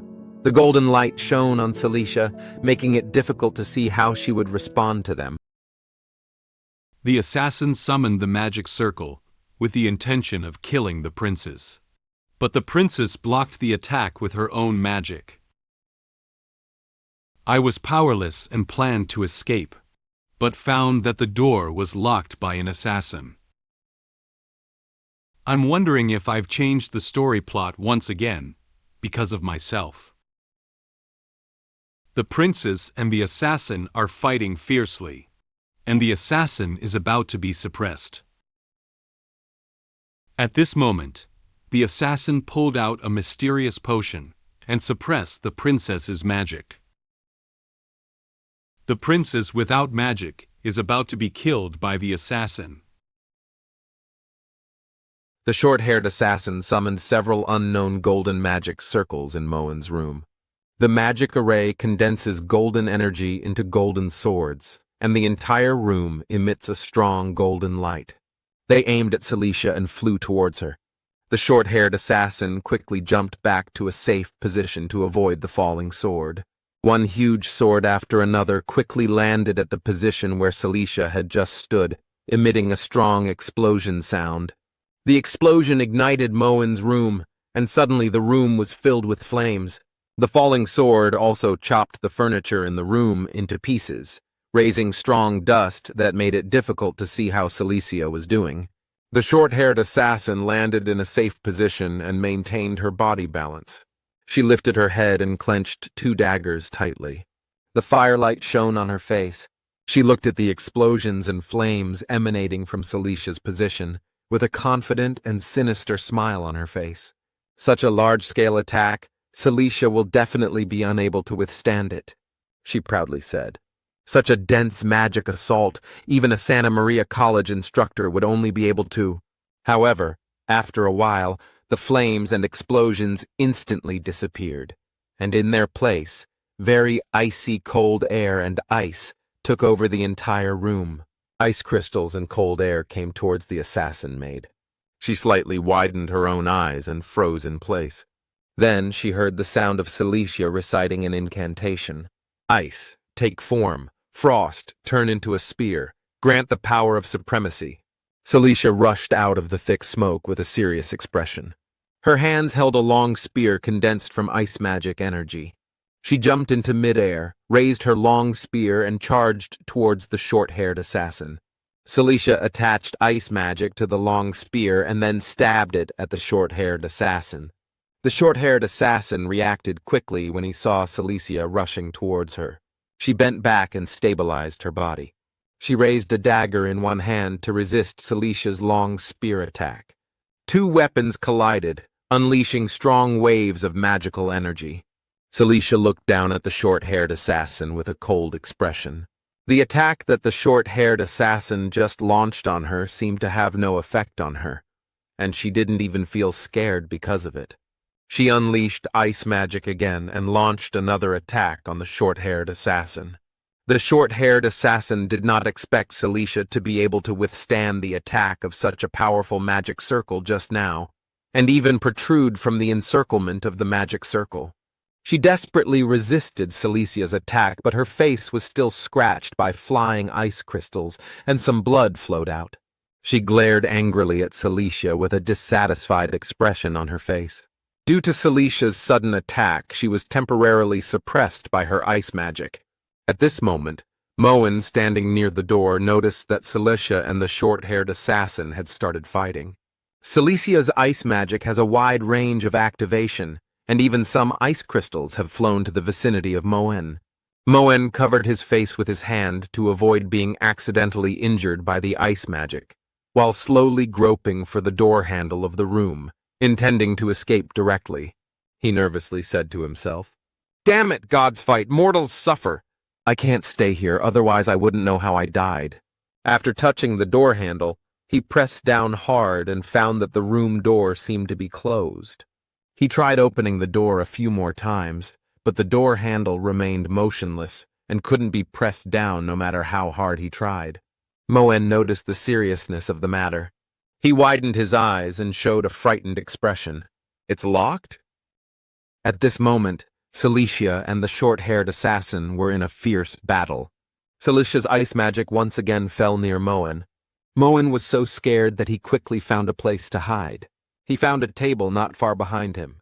He lay on the ground, dodging the ice magic from Cecilia over and over again, while awkwardly crawling towards the table. He feels helpless about the current situation. Damn it! After safely climbing behind the table, Moen poked his head out and carefully observed the battle between Cecilia and the short-haired assassin. When they were fighting each other, some sawdust and magical energy would occasionally hit the area near him, but he couldn't control them temporarily. He silently analyzed the current situation. The door was tampered with. This must be done by this maid. But this shouldn't be. The section about assassins doesn't even exist in the original novel. How could the Duke's mansion? At this moment, Moen seemed to have remembered something. He suddenly widened his eyes and recalled what he had said to Anne last night. Wait, could it be? In memory, Moen prepared to leave the hallway and return to the room. He turned his head and said to Anne standing behind him, "That's how it was decided. Tell the head maid to arrange for all unwell servants to rest, and for vacant staff to be recruited from outside. I don't want a large group of mentally confused patients to cause inconvenience to the guests at tomorrow's coming-of-age ceremony." Moen realized that this was a huge mistake he had made. Because he requested to recruit external maids to help the Duke's mansion, it led to assassins sneaking in. He opened his mouth slightly in surprise. "It's my command? How is this possible?" Seeking external assistance was a temporary decision made just last night. Could it be that someone has been surveilling the Duke's mansion 24 hours a day? At this moment, Cecilia fired a magical ice cone at the short-haired assassin, accidentally hitting the table that was used as a defensive weapon for Moen. The ice cone exploded directly on the surface of the table, turning into countless small ice cones scattered around the table. After hearing the explosion, Moen screamed in fear and immediately covered his head with both hands to prevent being injured by the ice cone. He covered his head with one hand while looking sideways. Cecilia and the short-haired assassin fought fiercely, never even stopping. With someone like him who has neither magic nor force, going out to fight is impossible to defeat an assassin. At present, I can only pray that Cecilia can defeat the assassin. After all, my physical fitness cannot participate in the battle of this level. But Moen quietly poked his head out and looked nervously at Cecilia and the short-haired assassin. Due to his reasons, the plot of the story has changed. He is also difficult to predict what the future story will become. He began to worry a little about what would happen next. The assassin's target is clearly only Cecilia. Now I have unintentionally changed the original story, and I don't know what will happen in the future, but for now, is Cecilia winning really a good ending? Cecilia seems to have stopped attacking the short-haired assassin. She held a long spear in her hand and looked ahead with a serious expression. The blue ice magic energy surrounded her, emitting waves of icy coldness. Although her attire had become a bit tattered due to the battle, the princess-like aura that belonged solely to her did not dissipate as a result. If Cecilia unfortunately dies here, won't no one know what just happened? Moen closed his eyes and pondered the question seriously. Whether Cecilia wins or loses, it may lead to a change in the storyline in another direction. This makes Moen very worried. Suddenly, Moen heard the voice of the short-haired assassin speaking. Truly a super genius chosen by the gods, Princess Cecilia. He opened his eyes and quietly listened to her conversation with Cecilia. Although Cecilia had slight abrasions on her face and body, she still stood straight. She held her long spear and explained to the short-haired assassin what type of magic she had just used. Sudden bursts of footwork, light arrow magic, and gravity magic that makes my body heavy. The last two spells have no magic power to activate. It must be the means of the assassin in the next room. Cecilia had been aware for some time that the assassin wasn't solitary. Another lurked in a separate room. You can see through our magic at a glance, just like what was rumored. No, the hearsay is not accurate enough. I have also killed a magical genius. Even in the realm of genius, you can be considered a monster. Cecilia was able to quickly recognize the magic she was using, and the short-haired assassin praised Celicia's insight. Although her clothes had become a bit tattered due to the battle with Cecilia, Frost had formed on some parts of her face and clothes. It seems that the magic of ice magic is very powerful. Cecilia unleashed ice magic, transforming her long spear into an energy of ice magic, which then condensed into a long sword.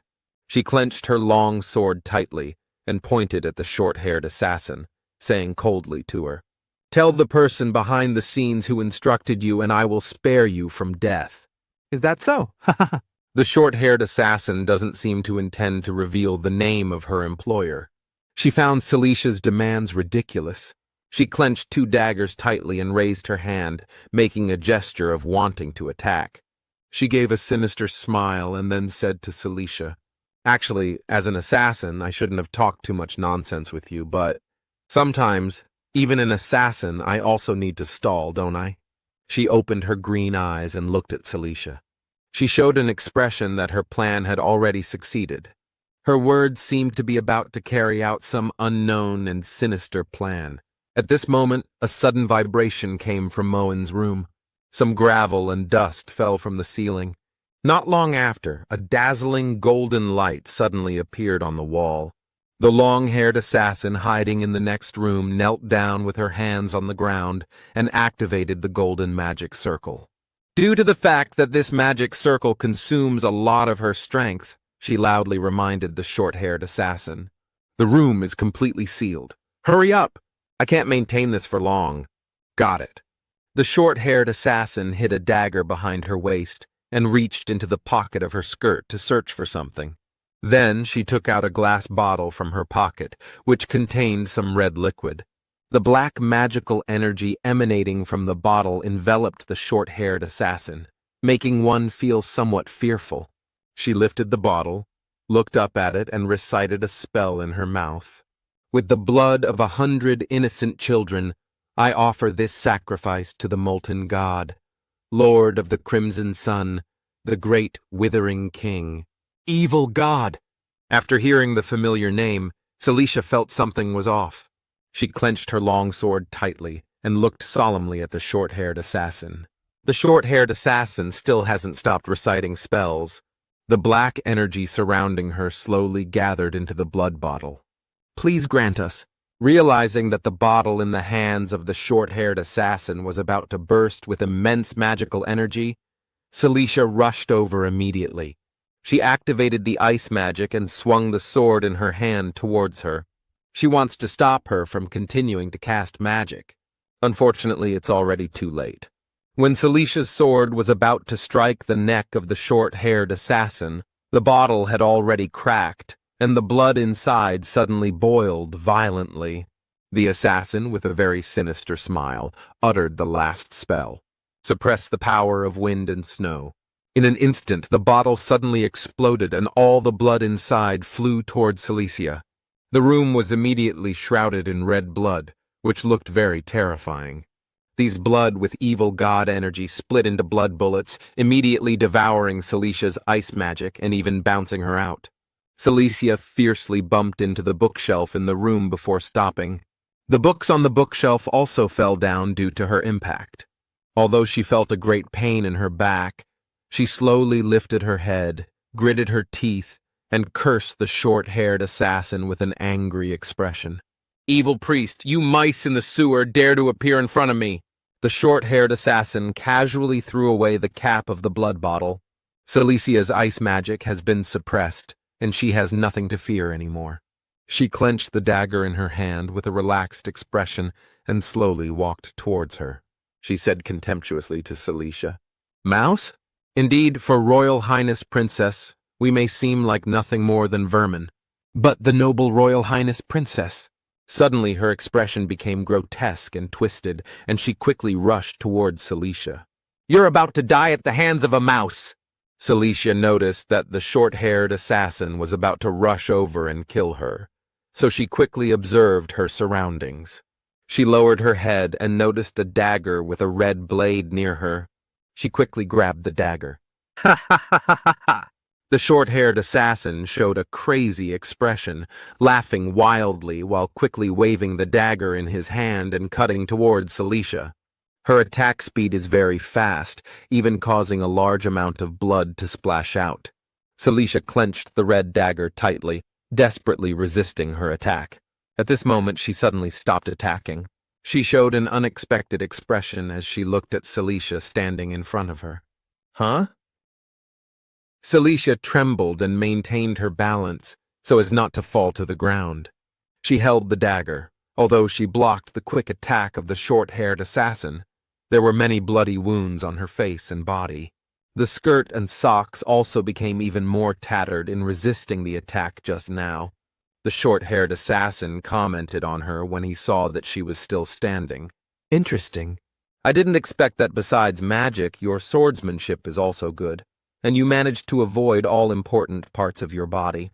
Since the sharp slash just now failed to make Cecilia fall, the short-haired assassin decided to continue attacking until she had no strength to resist. After all, Cecilia cannot use magic now, and she cannot hold on for too long. The short-haired assassin quickly punched forward, and Cecilia urgently dodged the punch backwards. She said very arrogantly, "But without your ice magic. You're nothing but a helpless lamb waiting for slaughter." The short-haired assassin raised his leg again and aimed a kick directly at Celicia's waist. At this moment, Cecilia was very weak and was kicked out before she could react. She violently bumped into a wooden cabinet in the room again, emitting a strong impact sound. The wooden cabinet was smashed into several pieces, raising thick dust. After the thick smoke dissipated, Cecilia still hadn't fallen. She slowly stood up and walked towards the short-haired assassin. Her body had several bloody wounds, and her blood had already soaked her dress. She bent slightly, panting weakly, and her gaze became somewhat unfocused. She grabbed her arm to maintain her balance. The short-haired assassin saw Celicia's appearance and guessed that she no longer had any power to rebel. She happily turned the dagger in her hand, revealing an arrogant smile. Phew, comfortable. The time is also about the same. Next, princess, your head. I'll be taking it now. The expression of the short-haired assassin suddenly became distorted. She clenched the dagger in her hand and fiercely stabbed Cecilia. She thrust the dagger forward with such force and a lot of blood immediately splattered out. However, she seemed somewhat surprised by the person in front of her. She slightly widened her eyes, somewhat unable to believe what she was seeing. Cecilia stared blankly at the person with yellow hair in front of her. He stood in front of her, and his blood even splattered onto her. Seeing Cecilia in crisis, Moen rushed over and stood in front of her, blocking the knife. His chest was immediately stained red with blood. His gaze became unfocused, and a cold sweat broke out on his face. Cecilia looked at the person in front of her who was blocking her knife in surprise and couldn't say anything. The short-haired assassin was shocked when she saw that her dagger had gone into Moen instead of Cecilia. She shouted loudly, "Moen Campbell,